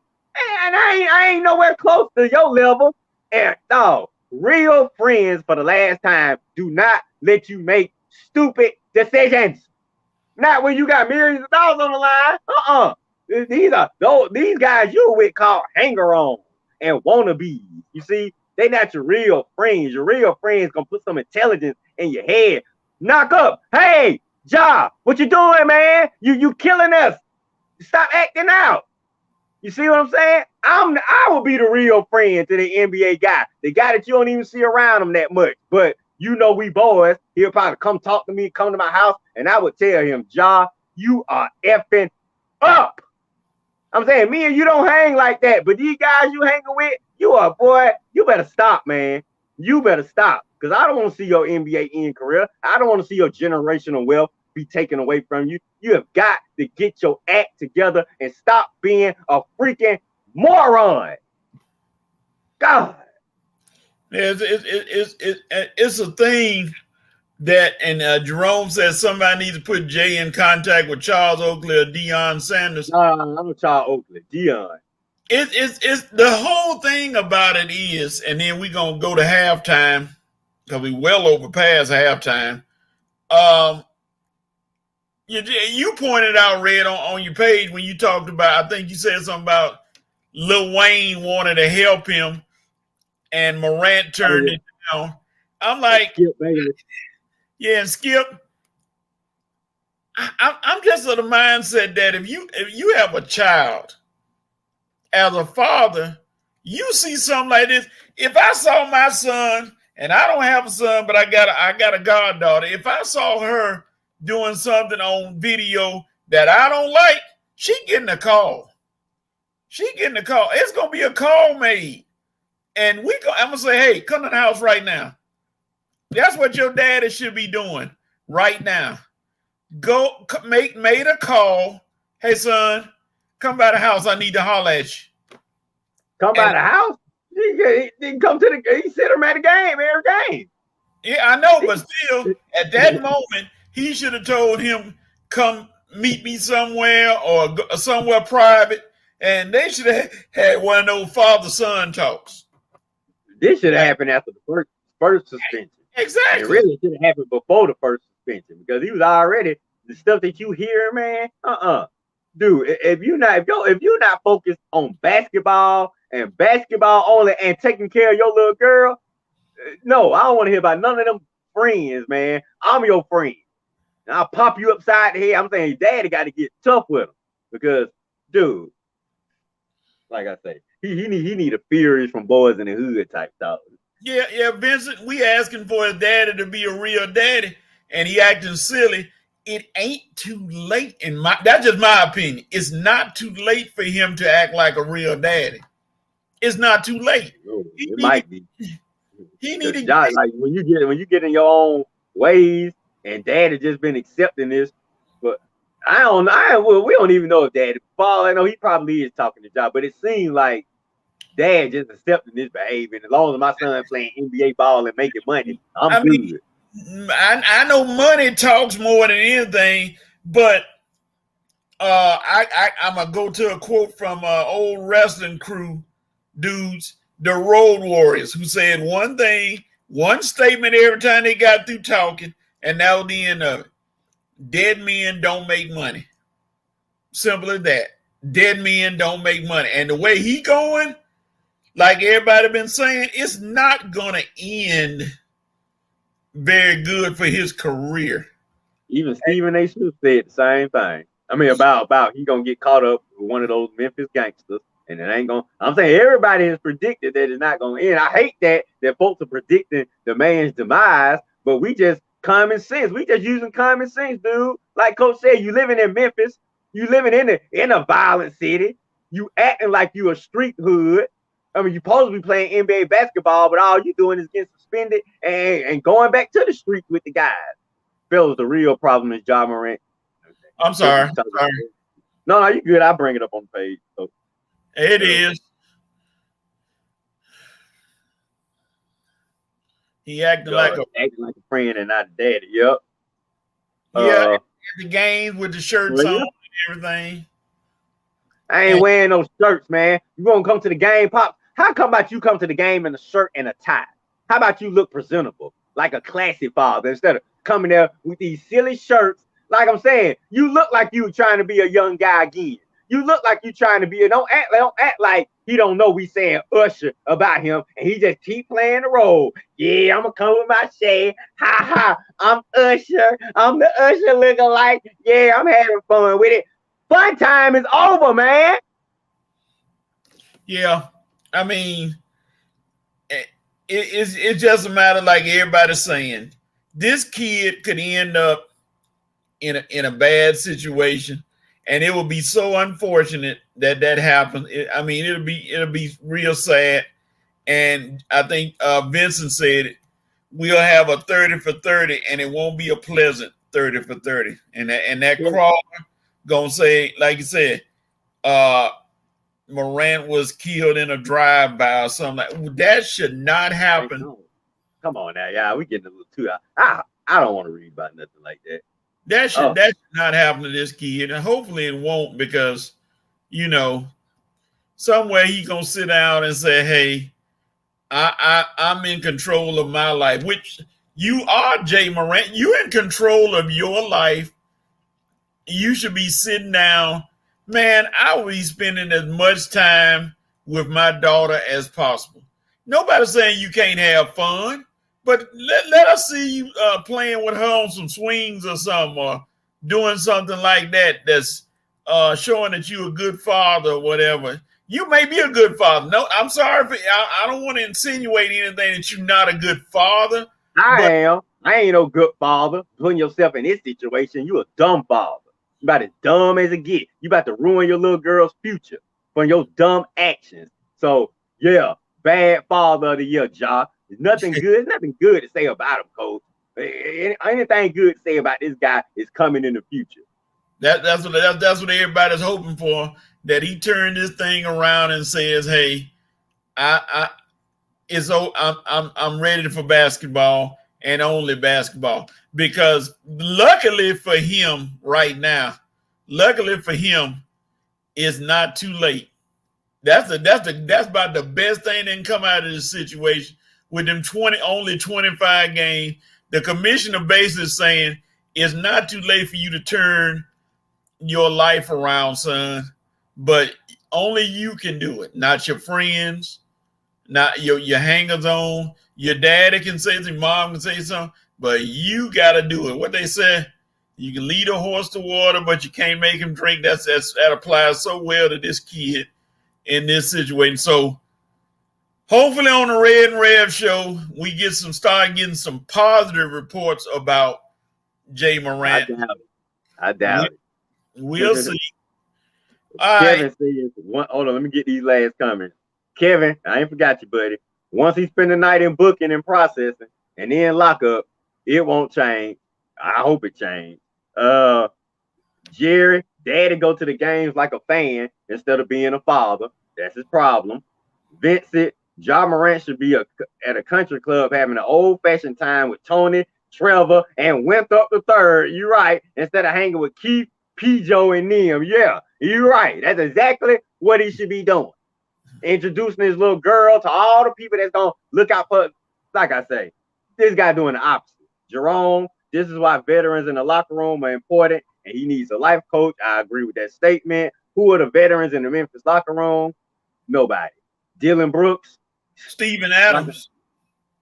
Well, yeah, you're right. And Steven Adams Steven Adams did come out and say something. He tried to let us know that Ja going out too much at night and stuff like that. So, but I mean, is anybody gonna listen to Steven Adams? You see what I'm saying?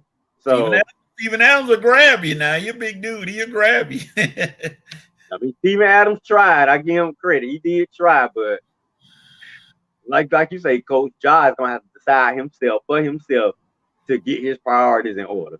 I hope he does, but it don't look good right now. It just don't look good, and it's 25 game suspension.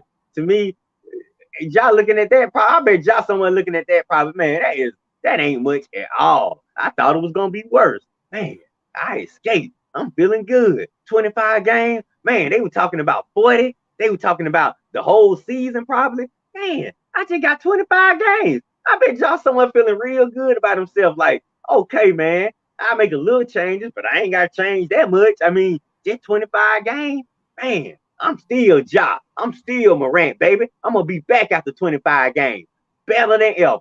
Yeah, but that still took away the clauses. I think he got where you got to play X amount of games to be considered for any all NBA teams or anything like that, which I'm sure he had in his clause in his contract. So he's ineligible for that.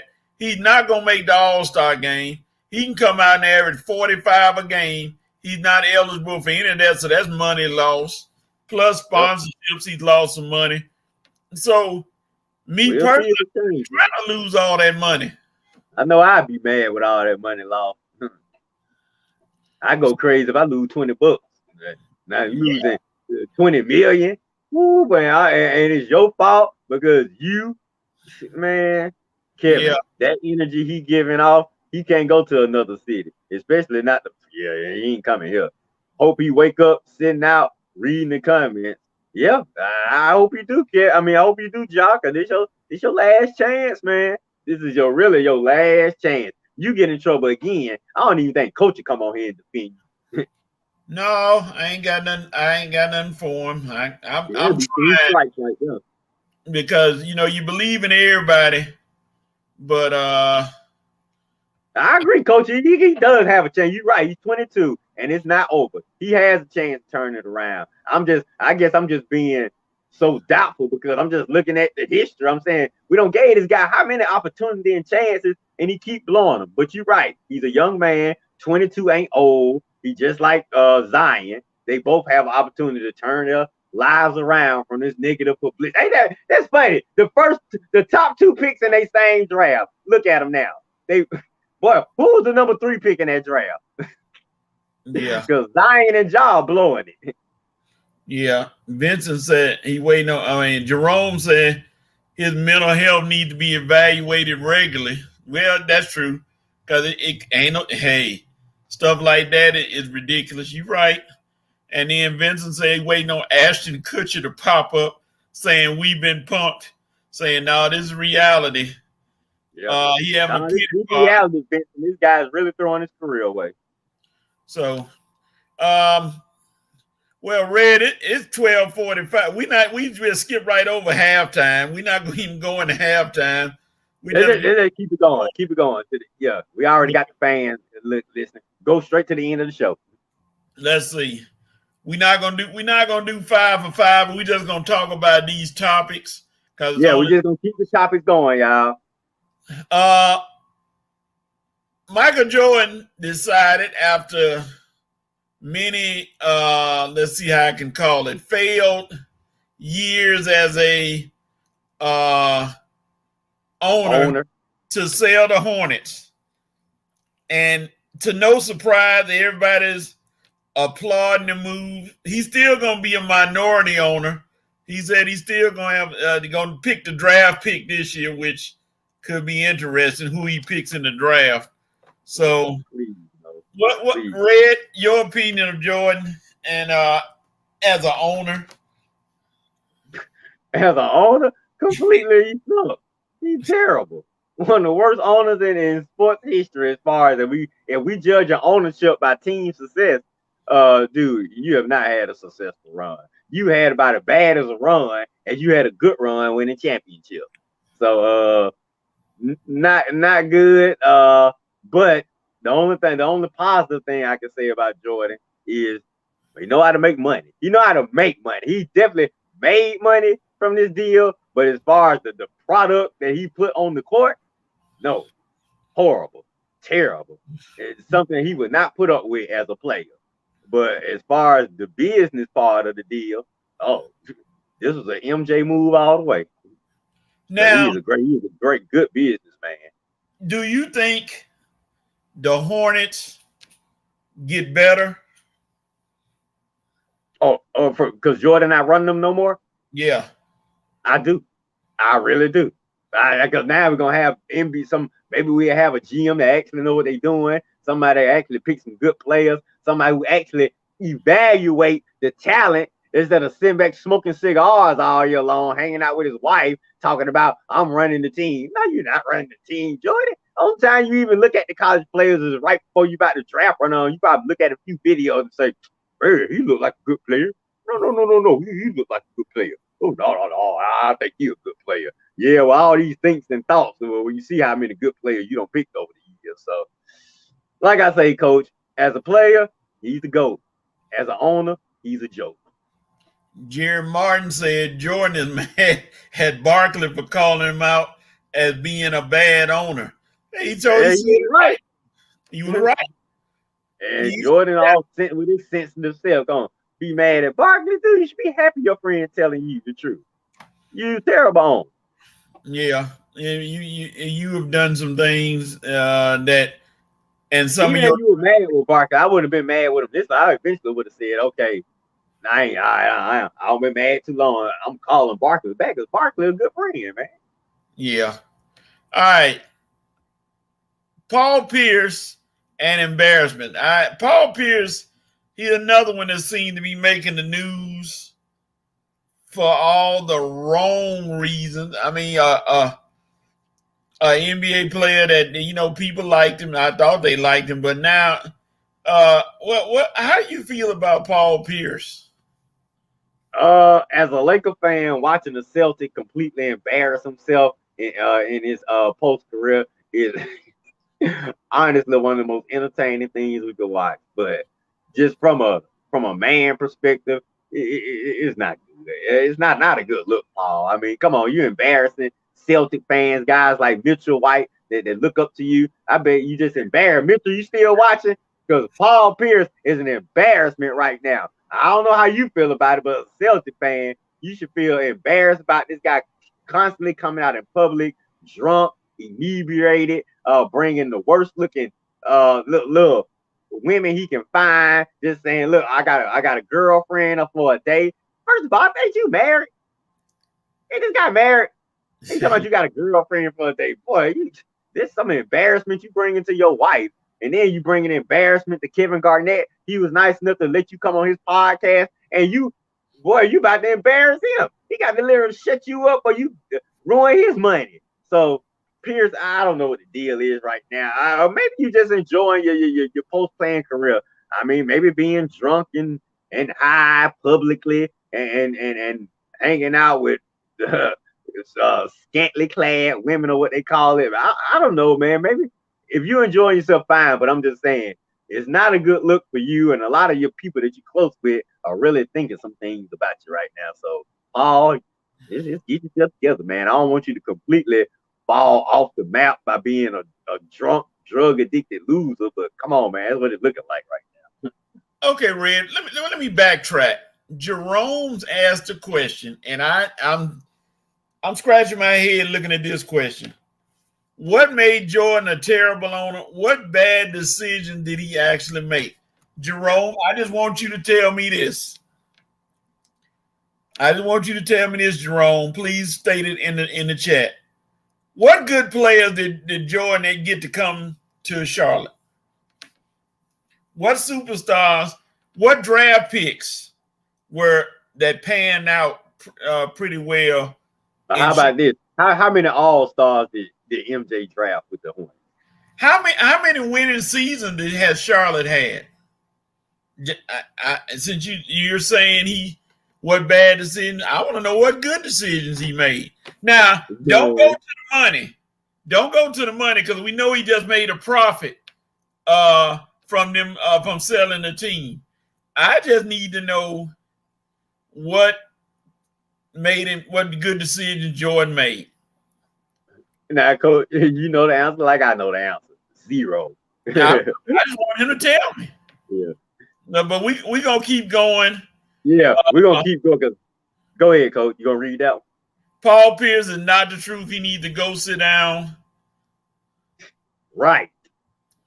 Jerome, how is Paul? Oh, okay. Dante got something? I'm sorry. Go ahead. Okay. How is Paul? You get Dante's response next. How is Paul Pierce relevant to the Celtics? In my opinion, his post-NBA life should have no bearing on the NBA or the Celtics. That's from Pastor Jerome Case. All right. Dante said, going back to a previous target, but Jay Moran just posted that the good he had was a lighter. Somebody inboxed me that too, Dante. Stop. Thank you, Dante. Stop. He said suspend him another 25 games. Dante, first of all, Jamal Blackwood, you know, our buddy from Facebook, he just put that in my inbox about that picture with the toy gun. I laughed it off and said it's just making it worse. And I see you agree with me that, yeah, suspend him for another. Dude, stop it. You making this worse, Ja. Sit down, shut up, and accept your suspension and accept some responsibility, man. Just stop, man, with all these whack excuses, man. This is funny. You see why people don't think he's gonna learn his lesson? That's why. Kevin need to check his big bro. Paul might like the attention. I commend KG for trying to keep Pierce on task, but he seemed to be a person intent on crashing and burning live. Yeah, he did. Now, right. Paul Pierce is the Ja Morant after the NBA. Jerome clarified himself. He said, I asked the question because I was unaware of any daily decisions did he make as an owner. It's up to you to tell us. Now, it's not up to me. It's up to you to know what he did. That's why I made the statement. He was not a good owner. And Red made a statement, not a good owner, because Charlotte had how many no winning seasons? If they did, it was barely over 500. Jordan, yeah, they only made the playoffs once, right? He should be able, with his cachet, Michael Jordan should be able to get stars to come to Charlotte. He should have been. With his his cachet and all he knows, they should have been flocking to Charlotte, but nobody came there. Nobody wanted to come there. We see you, Big Woodyard. Don't worry, we ain't got no Cowboys talk for you right now, big dog. But don't worry. Cowboys? Oh, wait until the season starts, please. Wait until we get to the season. Exactly. Right. We're talking about Coach Mike and Zach right there. We don't want to pollute our throats. All right. Here's a topic that a lot of people have discussed and don't know a lot about: the number of black players in the NBA. It seems to have increased. And I think, Red, you said it was 59. Somewhere it was in the 50s. But I was at work yesterday, and my guy Howard Sheffield, sports fan, worked for me at UPS. One of our good union leaders too. See, I'm putting shout outs for you.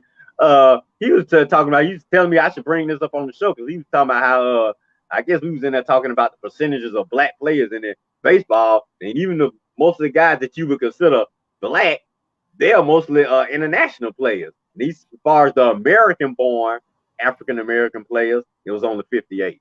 58 out of 900 something players in baseball, only 50 something of them are homegrown African American players, and that percentage is what, like 1 or 2%?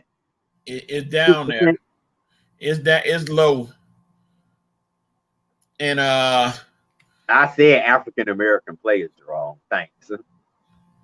that's whatever he was saying. He just clarified, not the international play. He just clarified that it was the people that were born in the United States, the actual African American ball player. Yeah, I'm not counting. The 58 is not counting the international players like Acuna and Ozzie Albies, Jerome. I'm talking about just the strictly American-born black players.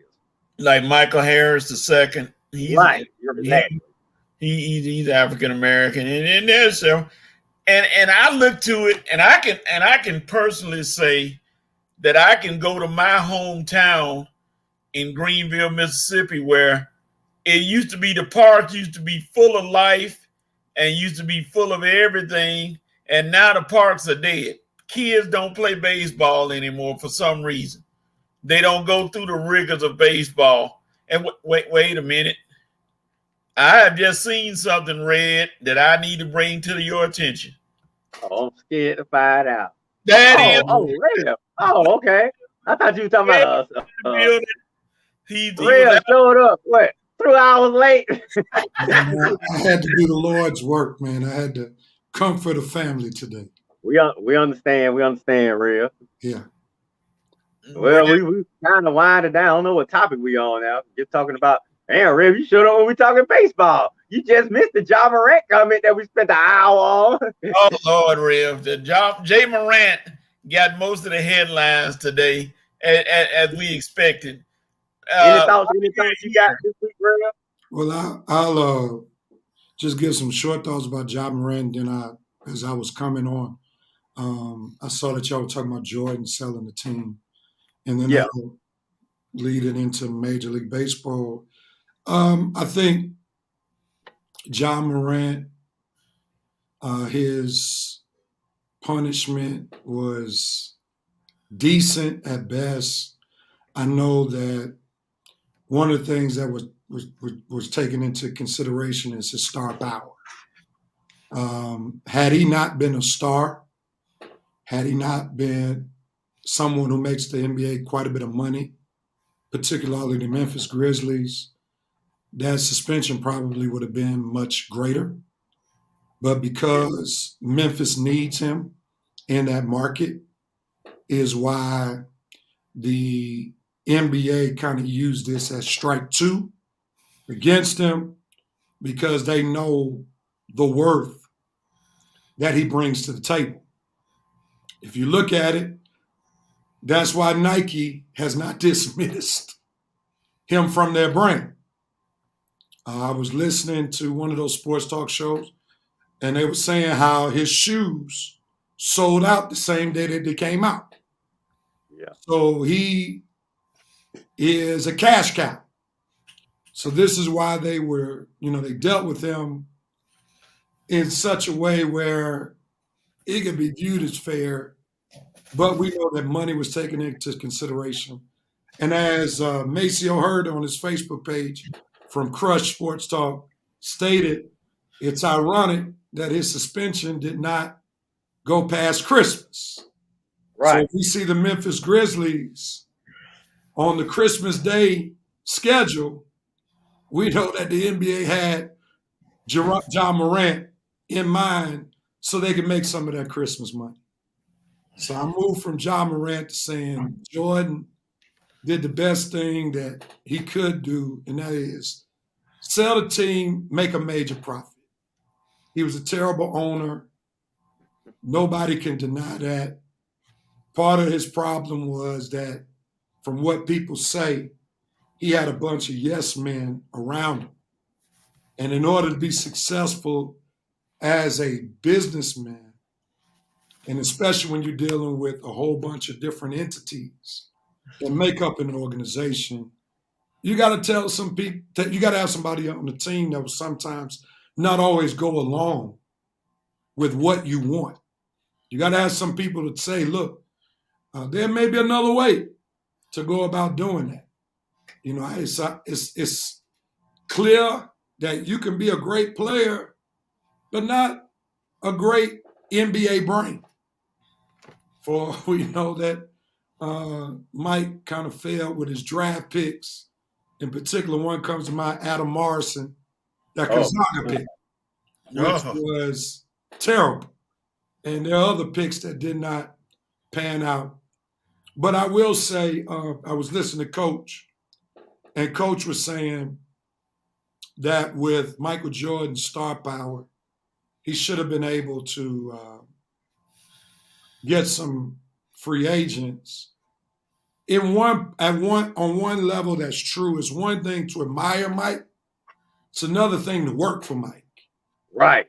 And obviously, Mike did not develop the cachet of being someone that you want to work with.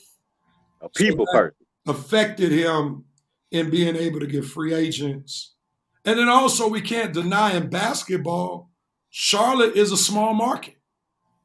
Correct. So this is another reason why it was difficult to bring free agents to Charlotte, because Charlotte is not. You needed some type of star on the team to attract. They needed something like a San Antonio where they drafted a Tim Duncan. Yeah. You know, that was they needed some homegrown people, just like Golden State. You know, before Steph Curry, they didn't really get premier free agents. You know, Steph Curry wasn't a free agent, he was drafted. But they would get somebody like an Andre Iguodala, who was an all-star, but not a superstar. He didn't know he was going into that championship mode when he got there. He lucked up. He lucked up and got him, and it changed the game. So that's why, like in those markets, you got to have people who know how to draft. Right. Because that's how you're going to build a team. You're not going to build it off free agents. Rev, you had a question to ask you. Where was the NRA to back Jay Morant on his right to carry legally? He's black. You just said it all in that sentence. He might have been sarcastic. Your color determines your defense with the NRA. Yeah. The NRA defends the right to carry versus for the Euros. Okay. They don't want the Africans and the other minorities carrying guns. Exactly. Yep. I'm sure Jay Morant ain't no Republican, so we'll end that real quick. He's not a Republican. Sure. Was Mike hands-on enough, scouting, for example? No, Kevin, you know Mike didn't do all that the grunt work. Like Rev said, he had a bunch of yes men around. Mike probably called him up a week before draft. All right, so what the good players look like? Okay, Mr. Jordan, well, here's who we got. Okay, and I'll make the decision. Jordan makes the decision from all the yes men out there doing all the grunt work. And obviously, like Rev said, he obviously been making the wrong decision these past years. Maybe one of the yes men should have said, Jordan, we got to get this guy right here. This guy's a can't miss. Yep. Jerome said Jordan was a terrible owner in Charlotte, in the city you want to be in, as you said. And now let's specify. Charlotte is a major city. It's an up and coming city to live in.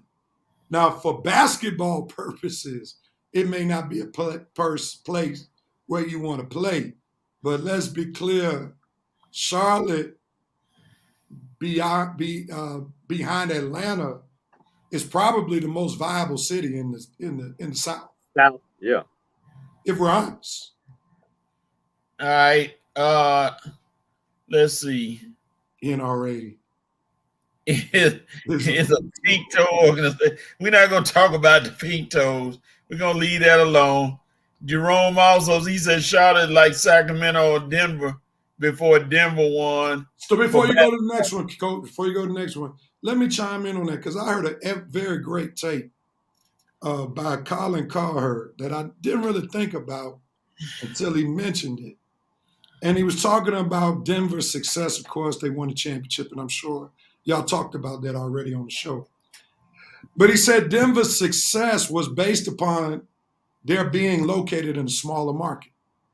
Because in smaller markets, you don't get the pressure to make hasty moves like you would have in a major market. For instance, I now live in Pennsylvania, 50 minutes from Philadelphia. We all knew that when Philadelphia lost to the Boston Celtics, that Doc was done because the pressure in Philadelphia to keep him or to fire him would have been overwhelming. But in Denver, we got to remember Mike Malone went several years without getting over the hump. But because Denver doesn't pressure, the fans didn't pressure the ownership like in a major market, they stayed the course and eventually it panned out. Just like coach your team in football, Pittsburgh Steelers. That's not it's a brand, but it's not, Pittsburgh is not a major city. And Pittsburgh has had longevity and success with their coaches because they don't have that pressure like a Philadelphia gives to their sports team or a New York or Los Angeles. So that's something to, take into account when we look at small markets in sports. Case in Fort Real, look at the Pirates. Exactly. Who are in first place. Yeah. Yeah, but I'm saying nobody really own them when they doing bad. They don't have like, oh, the Pirates need to make a trade for, an all-star player. We need to get some winning going from the Pittsburgh. No, Pirates been losing and making money every year off they losing. And the fans they'll probably be hard on the Steelers than they would the Pirates. For sure. Yeah. Vincent said MJ didn't learn a dang thing from a person he around that showed you how it's done, Jerry Krause. He hated the man so much he only loathed the guy, belittled him at every step, but he didn't learn nothing on how to build a winning organization. MJ let us know how bad a owner he was going to be when he was in Washington. That's for sure. That's straight facts. Straight facts. How about this, Vincent? When Scotty get mad at MJ, why don't he bring up MJ ownership or something like that instead of talking about him as a player? Scotty, you probably have more fans agree with you if you talk about him as an owner. How about this, Scotty? Get online and say, man, Jordan sucked as an owner. I don't know what he was thinking when he went to Washington and played. God, did you see the players he trying to build in Charlotte? Them guys, I see, Scotty, you probably would have some support right there if you talked about Jordan strictly off the court. Don't talk about him on the court when you were playing with him, because you're going to lose right there. And Jared said, Dave Chappelle said, if every black man in America owned a gun, the government would change the gun laws. For sure. The way it seems, every black man almost own a gun now. You ain't lying, especially here in Atlanta. Shoot. It's easier to get a gun than a cell phone. Look right. Red, don't encourage Scotty to do anything but cut his hair. I don't think Scotty listening to me. Rev, you came up when you were younger, and we were discussing this before you came on about black players in MLB baseball. And when you were playing, were there a lot of young African Americans playing baseball when you were coming up? For sure. I, can recall as a young kid in New York, I was a big Mets fan when I lived in New York. And, every little boy who pitched wanted to be Dwight Gooden, Dr. K. Then on that same Mets squad that won the 1986 World Series, you had Darryl Strawberry, you had, Mookie Wilson, George Foster. I don't know if he was on the championship team, but he was on those Mets teams around those years. So, being black as a kid playing baseball wasn't anything, because at that time, baseball was the most watched sport. It ate up football and basketball. That's why it grew the fame of being America's pastime. Even when I moved to Atlanta when the Braves went from worst to first. That started my affinity for the Braves. And you had Terry Pendleton, you had Marvin Freeman as a pitcher. You ultimately had Deion Sanders, Otis Nixon, Dave Justice, Ron Hunter.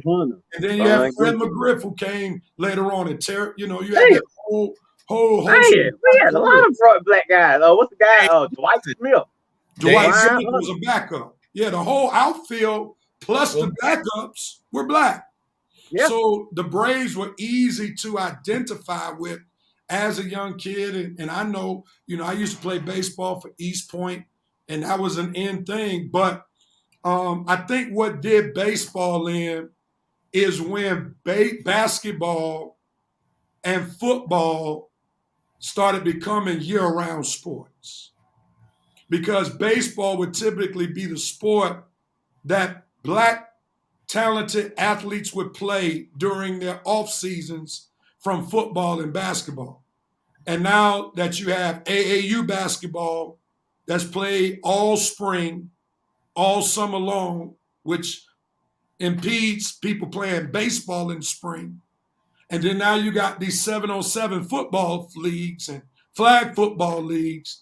Now those kids that would play baseball are now playing basketball and football. But my last point is that I do think we will see a small resurgence of black players playing baseball because a lot of the middle-class black folk who can afford it, many of their mothers in particular don't want their sons playing football.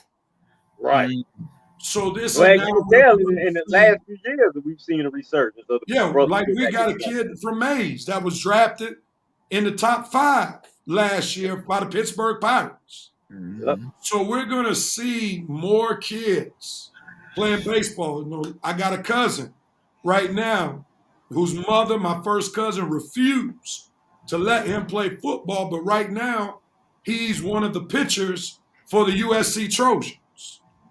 So he's playing D1 baseball. And I know my cousin would not let her son play football. So I think we'll see some more blacks to come in and play baseball. And especially since baseball is becoming more athletic.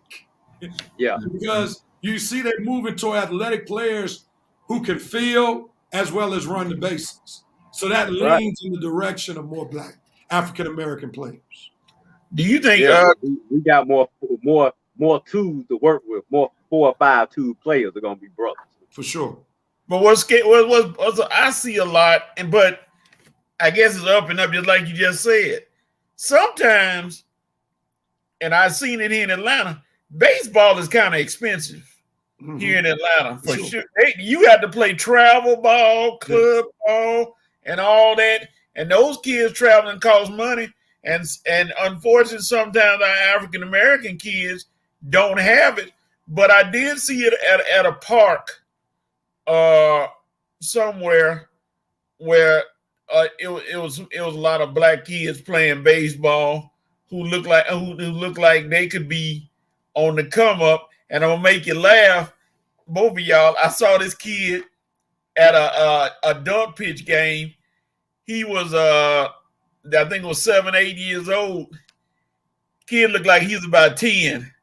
And he knocked the crap out of the ball. He hit it over the fence and he jogged around the base. And I just mumbled to myself. I started to say it out loud just for fun. Check his birth certificate. Check his birth certificate. Because that kid. Now, Coach, to your point, that's why I emphasize middle-class black families. Because of the point you're making that baseball is expensive. And in order to get black players to play at the major league level, they're going to have to play travel ball. Like I used to be at one point in time a better baseball player than I was a basketball player. But I didn't play baseball year round. Right. And so once I got to the high school level, I clearly understood baseball was not going to be my ticket to college nor to a payday.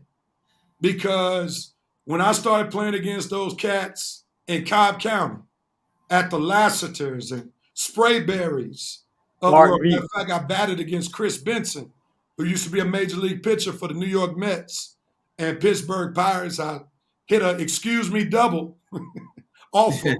That's my claim to fame. But when I saw how wicked those curveballs were and how they could place pitches and stuff like that, you got to play the game year round. to be able to play on that kind of level.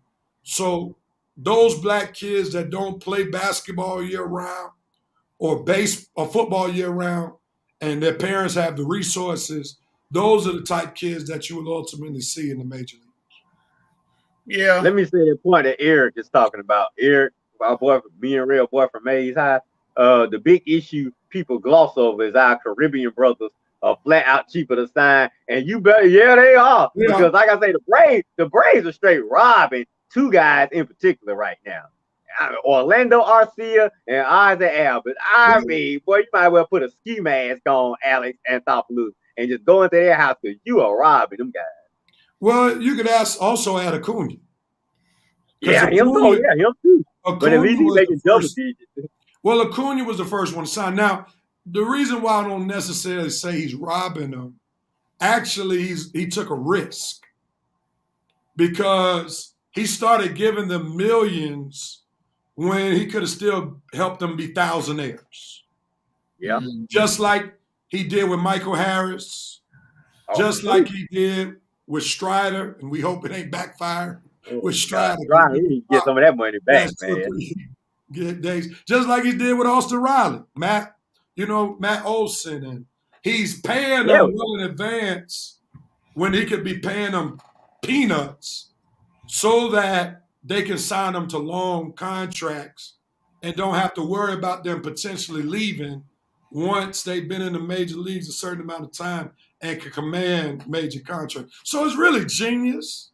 While it's genius, all right.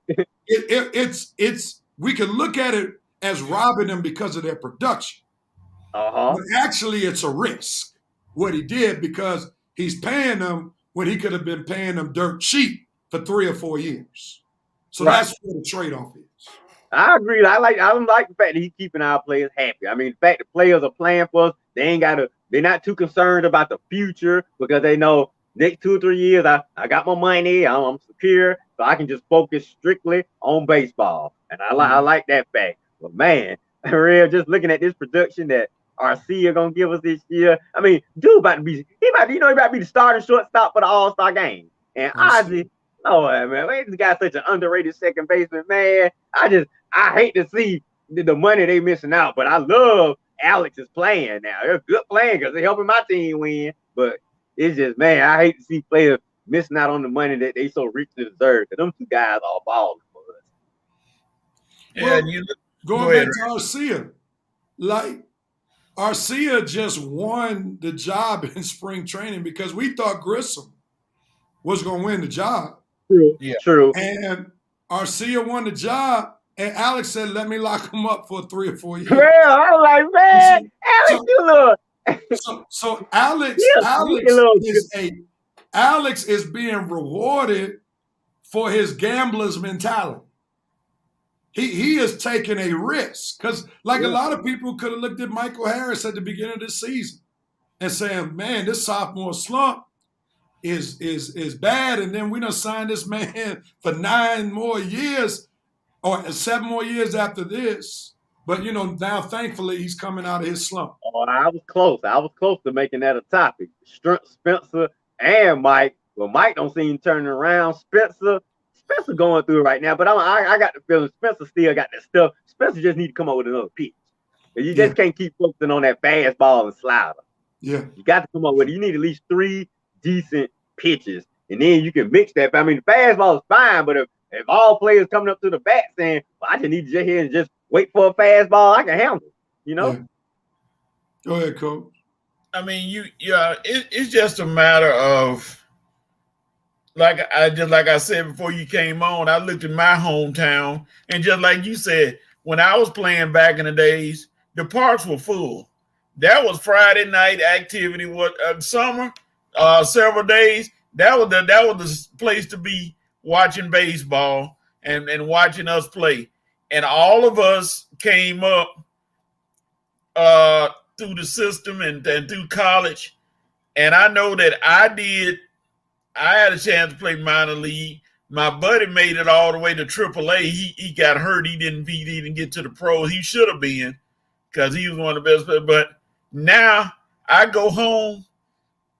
they don't even cut the grass anymore. They don't even promote baseball, and it's sad to look at. And I look at the guy who's over the parks, and I just want to go and punch him right in his face for not doing this for these kids who got nothing better to do. They just sitting around. They don't do anything, and those parks are still there where you can still play ball, but they're empty because they don't promote it. They don't go into the elementary schools and everything and say, hey, let's start a league. When we did it back in the day, we started a league. We had 12 teams. They don't even go in the league in the schools anymore. It's like, whatever, we'll promote. They'll let them get to high school and play ball, and that's why the teams aren't that good, because they don't get a chance to play it at a young age for some reason. Then they get to high school, and your teams are struggling. Well, here's part of the problem, Coach. You got to have players in the major leagues to be able to market to young children. Yeah. And that's part of the problem. You know, like when basketball, throughout time when kids were younger, me and Red in particular, in high school, you had Jordan. Then you had the next era that would glean to Kobe. You had the next era that would glean to LeBron. The next era that gleaned to Steph. Then you got, you know, the Ja Morants and all of that stuff. In football, you know, you always had, before there were an abundance of black quarterbacks like there are now, you had the running back. You know, you had Barry Sanders. You had Emmitt Smith. You know, before that, you had Walter Payton. So you always had a player to identify with that black kids didn't mind emulating as young kids. When we went through that era after the Braves made that run and when baseball became more foreign and more white rather than black, that's when a lot of kids started falling off because you don't have anybody to identify with. Like, I remember one year, my parents and I got tickets to opening day with the Braves. And this was after their magical run. This is when they went through those few years of dog years. Gotcha. And my mother made the observation there was not one African American on the team. Mm-hmm. I remember. And that immediately turned her off. And to this day, even though I'm a huge Braves fan, she has not yet come back to baseball. And maybe the only thing that may get her to come back is if Michael Harris becomes a star, and she'll get back on because that was the name of her husband. Very understandable. We understand, Miss Harris. Yeah, but like you say, you're right. It's just you take the American players, you take the American ball players out of it. You're gonna lose a few American fans. You know what I'm saying? I'm sure the viewership over the international viewership is picked up. You know, like I said, I'm pretty sure baseball has gotten more fans overseas in the last few years. But like I say, you take away American players, you're gonna lose American viewership and American interest. And this is America now. We have plenty of things to keep our interest. Like Rev said, NBA and NFL took advantage of the boom when baseball fell off. You have the fashion and music industry picking up. I mean, politics is picking up. There's just so many things to keep our attention. If you're going to take away the American players from MLB, well, you're going to take away the American interest. And that's why baseball is no longer considered the American pastime anymore. I mean, let's be real. The real reason the Braves fell off back during those days is not the lack of African American players. It's those blue uniforms. Call it what it is. Those blue uniforms were hard to look at. And I'm just playing. Those blue uniforms were before they made that run, Coach. Yeah, I know. Blue, that was the Dale Murphy era. Yeah, Bob Horner, Bruce Benedict. Yeah. That era. Comments, Coach, from the fans. Rick Camp. Bruce Sutter. Yeah. Glenn Hubbard. That crew. Yeah. But let me say one more thing. Red made an excellent point that we have so many things to choose from now. Baseball was at its height when the beginning stages of cable, you had TBS and you had WGN. Yeah. Chicago. They're not even around anymore. So that was before ESPN and Fox started carrying baseball games nationally. So Right. you had just those two markets that really were national brands besides the Yankees, even though they didn't have a national affiliate. The Yankees were just the Yankees. And in this day and era, baseball had to make some changes, especially, with the game being faster, with the pitch clock, which I think has been helpful to make the games faster and moving, having more activity.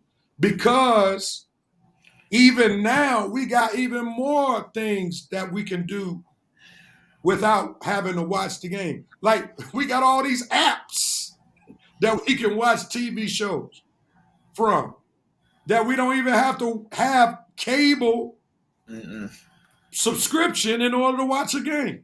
Yeah. You got all these You got movie 5 or 6 outlets. books. Right. So there's so many things competing for our attention. So that's why it's important that, identification with the younger group is necessary. And I saw that Jerome had a few comments. He was talking about his son has a trainer and how expensive it is. And, you got to have some money to be able to play baseball. And you talk about going to the DR. And I mean, think about it. Going back to Red, and I'm done. For a kid from Carousel, that's where Albies is from. Mm-hmm. For those cats that literally got on a boat to come from Cuba, Yeah. they are going to sign those contracts. Oh yeah. Because they were making absolutely nothing. They were just trying to survive, let alone get paid. I understand Ozzy and Ron that, I mean, it might be like potato chips, but the money Ozzy making, he gonna be able to take care of his family well. I mean, because he don't seem like no big spender. I mean, and if you think about it, most of these baseball players, you never see baseball players out here doing big time, even though they make lots of money. You never see baseball players out here flashing the bling bling, spending lots of money. The most you see baseball players flex they bling bling is, I'm telling you, Rev, is probably the day before the All-Star game when they all show up on the little red carpet and you see them with the girlfriends or the wives like they did last year before the All-Star game. That's probably the most time you see baseball players flashing their little bling bling. And that's it. During the year, you'll never, off season, you don't see baseball players flashing bling bling, cars, jewelry, all that. You rarely even see them in commercials. So, like you say, I mean, Ozzy, that $35 million that Ozzy making, and he's probably gonna get another contract after that's up. He'll be good. Ozzy will be sick. All right, Cole. Before you go, don't have no major drug problems. Ozzy, don't turn into Darryl Strawberry on this stuff. All right, I see y'all got 2 more topics. I'm gonna have to head out because I got to go back to the church at 2:00. It's been a full day that started at 8:30. We appreciate your appearance, man. But I just want to let y'all know I have not abandoned Ready Rev Sports Show ship. I've just been tied up these past 2 weeks, and God willing, I plan to be on all show next week. I don't have anything planned as of today. Might be our finale. I don't know when is the draft? The draft is Thursday. 4. This coming Thursday? Coming up soon. Yeah, maybe our last show. This week might be our last show. That's for sure. All right, gentlemen, I'm out of here. Thank y'all for putting me on. Y'all have a good one. No problem, Red. We'll holler at you later, buddy. All right. Yes, sir. Take care. All right, fellas. Let me get back to these comments. I ain't forgot. I hope everybody's still here. Eric, you made a few comments. MLBPA surprisingly allowed Albus to sign his deal. Yeah, they allowed him to sign that bad deal. Everybody else's deal is not bad. It's my boy Eric. Nolan Ryan is his benchmark. I think you were talking about Strider. Yeah, because he need more than that fastball and that slider. Jerome Case, but MLB is basically farming players in the Dominican Republic like crops. It's modern day high paid. Never mind, Juneteenth is Monday. Okay, Eric, indentured servants. I'll say it for you. College athletics was too until Neil opportunities happened. Vincent Woodruff, I'm with you, Mama Harris. We all know that. Everybody else is too, Vincent. Baseball is not just from Jerome Case. Baseball is not attractive to younger inner city kids because of cost and access. Good point, Jerome. It's by design. Golf is the same way when it comes to cost and access. I agree. You got to have money to play baseball. You got to have money to play golf. Jerry Martin, I'm old. Jerry Royster was my guy. If you Not come out Jerry with, Royster. who did he play for, Coach? He was a Brave. Jerry Royster and Braves, and I think Texas. He back in. That's a back in the day souffle right there, Jerry Royster. He back in. Okay. He back way back in the Braves days. Thank you for bringing up that history, Jerome. Appreciate that. Not Jerome, Jared. Appreciate you bringing up Jerry Roster. Jerome says the sports machine. Yeah, we know how that was. Jerry Martin bringing up one of my old favorite TV shows, This Week in Baseball. You remember that show, Coach? Oh man, everybody used to love This Week in Baseball. That was kind of like the Burries report for the week. Yeah, that was man. Everybody used to love that show. Mel Allen, This Week in Baseball. That's all he put that on, and he was good. And that show covered everything, every baseball topic it was. It didn't matter, big or small. This Week in Baseball covered it all. A good hour show, hour, 2 hours, something like that. Y'all have Jerome Case. We'll see you later. Y'all have a great day. I'm out. Okay, we'll probably be wrapping up soon too. Coach, how many more topics you got? All right, let's go to the next one. Darius Slay and Matt Patricia get together. Darius and Matt had a little disagreement back in the days when Matt Patricia was coaching, and now Matt Patricia been hired by the Eagles as like a consultant part-time coach.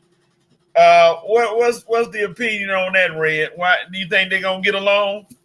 Well, as far as they had no choice but to get along from Matt Patricia's side, because Matt Patricia, you're not the head man in charge no more, okay? You just like Coach said, a consultant. Darius Slay is a valuable piece this time around. He's a valuable piece to that championship contending team. And dude, you do anything to upset that, and Matt Patricia, you're gonna be the one looking for a job. Because Slay is an Eagle. He's one of their people. You ain't. They just bought you on consultant. So don't upset the cart, Matt, or you're gonna be looking for another job. Yeah, that's my opinion on that. Yeah, Darius Slay is an all-pro cornerback for the Eagles, and the Eagles we're not gonna get him riled up, with Matt Patricia. They seem to be getting along so far for the good of the team, as they always say. So hopefully they can continue that, and Matt Patricia won't say anything stupid like he said about Darius Slay back in the day. And Darius Slay won't have to tell him, look here, partner, the Eagles don't have that kind of drama. So you may want to step back and not say anything and try to get away. The thing about it is, he's a consultant. So, Darius is an all-pro cornerback. I really don't see where they, going to if you're not running the defense, as long as Patricia stay out of them defense, everything should be all good. Yeah, don't make no comments to him when you see him in the hallway. But you know how them coaches are. They'll try to say something to each other, try to make your input in there, try to come in there and say something. And Darius, hopefully he won't take it the wrong way. He'll do what he has to do, and they'll do what's best for the good of the team. And I think Darius is a valuable piece of that team. They're not gonna let Matt Patricia coming from New England and a failed head coach. They're not gonna let him upset a valuable member of their team. So I think Slay holds all the cards in this situation. Anything wrong for Patricia, Patricia will be out the door. Yeah. And finally, oh Lord, Trevor Bauer, former Major League Baseball pitcher, has been accused by another woman with charges. Well, what's the story on Trevor Bauer this time, Red? Another woman he's involved with, accusing the man of being abusive, and obviously he said somebody just using his past incidents to bring up charges because they want a payday, just like somebody else did back in the day. Whether this incident is true or not, I think Bauer is done. I think he's out of baseball right now. I don't think they'll probably let him back in. Dude just has too much baggage. So whether it's true or not true, I think Bauer is done as a Major League Baseball pitcher. He's pitching in Japan right now. It's probably where he's going to stay. Yeah, one strike bad enough, two is really bad, and 3 and 4, good Lord. How many strikes do you need against you to show that you're not a good person, and it just stands the reason when you allow yourself to get in this situation, it's never going to end well for you, and it's going to dog you for your life. And now Trevor Bauer, who I think he's doing okay in Japan, and there may have been talks about a team saying, hey, let's take a flyer on him. Now I'm sure they like, do we want that problem? No. Y'all and Trevor, have a nice day. Stay over there in Japan and do what you do. It's a doggone shame. A man with that much money, dude, you can have anything you want in the world, and you can't have a relationship with a woman without being abusive. You got to be. I'm saying, you got to be abusive. You shouldn't even be with the woman. Find your woman you can be yourself with. It's not causing you drama or causing you to get in the manner to where you feel you have to be abusive. Come on, Trevor. You're better. Well, I don't know if you're better than that, but you should be. I mean, smarter than that. Let's put it that way. Yeah, you should be smarter than that. Should have no issue. I mean, you're a millionaire. Well, what you upset about? What you so angry about? You got millions of dollars, fool. You playing a game. You living your life playing a game to make money. Yeah. Come on. So I don't understand that, but that's his. Like, hopefully he gets another one. He hope get himself together, but you know, he may need to stay over in Japan for a few years and just who knows, he might still try to do the same thing over there. He done in the MLB. All right. Okay, moving on. We're coming to an end of the show. I forgot the Braves report. I ain't forgot my Braves report. I'm sorry. God dog it. Thank you for reminding me. Let me pull it up. Last time Braves report, and then we're gonna be done, y'all. I forgot about the Braves report. Yeah, I gotta talk about these 4 straight wins, and really ain't really lost since maybe one game we blew. But other than that, I'll get right on to it. You don't have to do the music. You look there for we the go. music.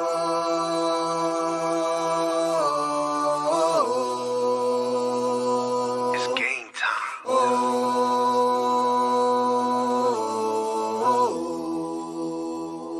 It's GT. Well, we back home, y'all. We back home. Had a nice little road trip. Started off bad, but ended pretty well. Anyway, my Braves had to play the Rockies. And Coach, do you remember who played for the Rockies? Detroit. Thank you. Okay. We was in Detroit this week. That's right. Because we got rained out and had the double help. Thanks for reminding me. Okay. So Braves on the 4-game win streak. We dropped the first game in Detroit. I think we had it won, but that's the game that Gloucester blew that save, right? Yep. Yeah, 5. That's right. We was up 5-2, and he blew it. So technically, we should have won all 3 games in Detroit, but we bounced back and been bouncing back ever since. We took care of the doubleheader, so that won the series in Detroit.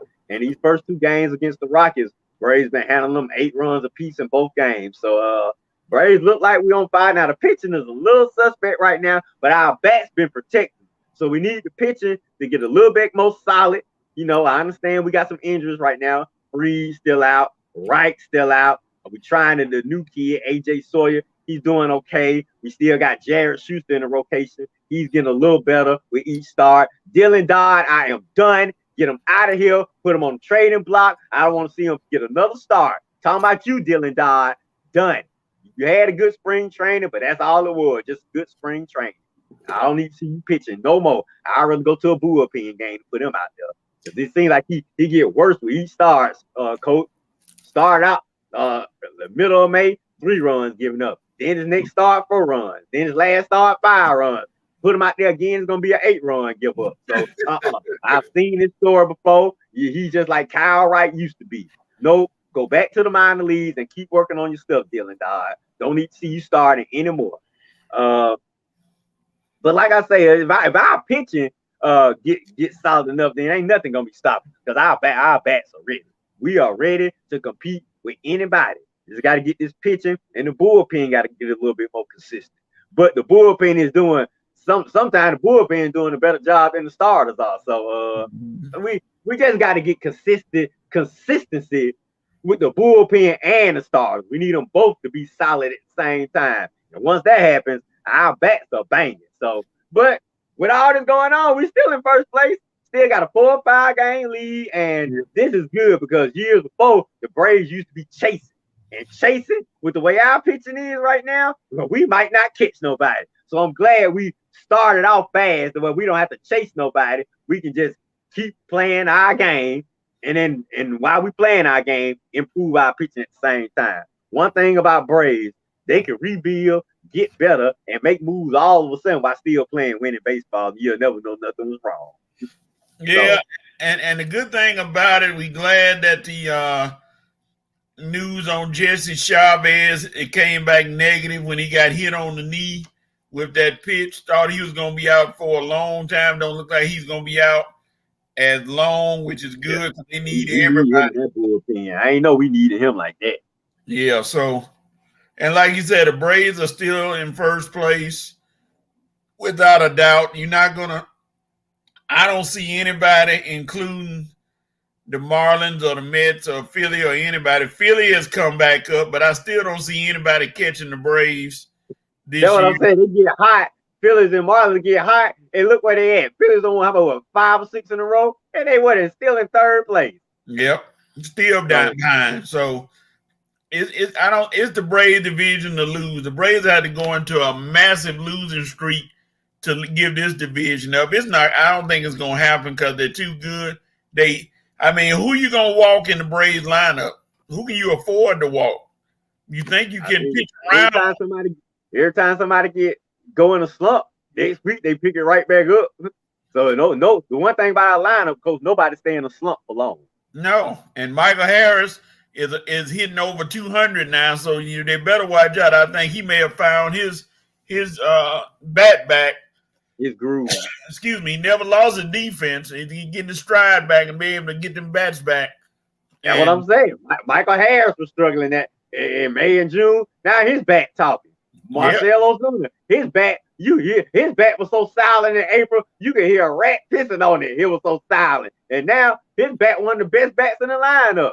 So that's what I say. Go in a slump, you pick it back up. Go in a slump, pick it right. Olsen was in a slump. He hit a massive home run. That's what I say. Austin went in the slump. He was one of the hot guys. Like I say, with the lineup we got, nobody's going to stay in a slump too long because they're going to see one of their brothers get hot. And they're going to be like, man, I got to get hot too. I can't let so-and-so overwork me. Yeah, but I have to say some bad news. And it's not with the Braves, but it's with somebody the Braves should have kept. Jorge Soler has 20 home runs. I'm gonna say that now. Hold my head down. Oh Lord! But I mean, Eddie is. They made a decision. It was either Kelly's Boo, Eddie Rosario, or it was Jose Soler. Yeah. Me and Ray personally, we wanted Soler back. I did too. Oh my God! He chose Eddie, but Eddie still bad. But now you sleep on Eddie will win a whole series for you like he did with the Dodgers. So I say, I see why folks wanted Soler because Soler he's just a big boy. That power he got, he can send a ball to the moon. But Eddie, he ain't no scrub now. No, Eddie's hit a lot of clutch home runs for the Braves this year. So and I ain't gonna say that. I don't know where Kelly is. That's her boo. I don't want to talk about him too long. She may pop up. Why are you talking about Eddie like that? But Ed Rosario has filled in quite nice. And I mean, there's no weakness in the hitting, looks like, for the Braves. Anybody will come through in a minute. And the one who I always said never gets enough credit, but he gets some, is Ozzie Albies. Ozzie can hit. And I don't think it's something earlier, Coach. Huh? I said we were talking about Ozzie earlier. I know, but sometimes the national people they don't give him enough credit. I don't know, because he's a second baseman, but Ozzie his size, he's so small. And the Braves made a move getting Aguilar. This not costing him anything to let him give Matt Olson a rest because he can hit. 35 home runs 1 year. Yeah. So now guy. Double A has done it again, found a nice little substitute so Olson could get some rest. He doesn't have to play every game. And then you could also have Aguilar as a DH. So DH, third baseman, yeah, and the boy can hit. And he's just gonna be another home run hitter to the lineup. You sleep on Aguilar, he'll take you deep for 2 home runs a game. that's what I'm saying. The Braves are doing things quietly, and people not paying attention, but they doing things to keep that lineup going. So I mean, I couldn't believe Jesus Aguilar. Like, wow, we got him because he's exactly the type of guy that the Braves will put in the lineup, and you're not thinking about him. Like, oh, they just threw Jesus in there, okay, but and then he'll come up in the game and have 3 home runs in the game. You be like, where did that come from? Where did it come from? Have you been paying attention? The guy can rake. I don't care. He may go from team to team, but the guy can rake. that's the part. That's it right there. All right. We made it to the end of the show, and we coming to you have the right. Who has the right to do what and where? Football, you had the right to hurry and get on back here before we go crazy, man. Because it seems like out of all the summers in sports scene, this seems like this about to be the deadest summer month ever right here. Like one of the most boringest months to come. Like when time football come back, coach, we all gonna be like, thank you, Lord, man. Where have you been? Whereas last year, it seemed like the offseason went quickly. We blinked our eyes and football was back. This year, I feel like it's gonna go slowly. Like we're gonna be like begging for it to come back. Coach, you're gonna be in so many movies and TV shows. You're gonna be like, man, I ran out of stuff to watch. Lord, come on, football, get it back. But you football, you have the right to hurry up and get back for a sports fan go crazy because we just feel like, oh no, this 2023 summer gonna be a real uneventful, boring summer. So come on, football, hurry up and get back here. Yeah, and I just go to Wake Forest in the College World Series. You have the right to show everybody why you the best team in the College World Series. You guys can hit. I saw 2 good games yesterday, baseball wise, Florida and Virginia, and Oral Roberts and TCU. Both of them came down to the work yesterday. Yeah, both of them came down to the last at-bat. And both of them were classic games. So if the College World Series is gonna be like that, this is gonna be entertaining to watch. I'm watching Wake Forest today, see if they can continue dominating. Who they play? I think I'm not sure how to check out Alabama, Oregon, Alabama, somebody. I gotta see who it is. To see if they can make the run like everybody say they are and win it, because they said overall they are the -- 1 team for a reason. They got the best pitching and they got the best hitting in major league. I mean, not major league, in college baseball. So I'm gonna see how good they pick up. They got Stanford, and Stanford ain't no joke either. So gonna see how they handle that and see what they do. It's Stanford who they got to play. And Jerry Martin said, Georgia Tech, you had the right to improve your football program. Well, Kelly coming for you, Jerry. Hang on. All right, ladies and gentlemen, we've come to the end of a long show, but it's a good show. We had a good time. We've come to the end of everything. I want to thank all of you for coming out. Those of you who joined us. I want to thank Rev for popping up in his business schedule. And Armani, the fine is coming. That's all I can say. Now, he had to work today, too. So hopefully all the gang will be back next week. And we'll be back here. There better be some type of upcoming war coming. The way he's calling you in the work so much, boy. It better be Under Siege 3 over there. All right, y'all. We signing out. We'll see you all back next week at 11 o'clock. And hope you all have a great weekend. Daddies out there, fathers out there, have a happy Father's Day. Happy Father's Day to all the fathers watching us and supporting us. Happy Father's Day to all the fathers on me and Coach's Facebook page and the friends we deal with daily. Happy Father's Day to all the sports fans out there. You guys enjoy your day. Don't let these silly ladies, don't let comments by silly ladies affect you. You are the fathers. Focus on you and your day. Don't get distracted by any silly comments. Ignore all the crazy comments, fellas. Just focus on being a good day. All right, we'll see y'all next week. Vincent says, see you guys in 2 weeks. He's slamming down the gavel to end of the show. I hope you don't miss the finale next week, but we'll see you. We'll see you in 2 weeks. We'll see you for season 7. All right, y'all. We out.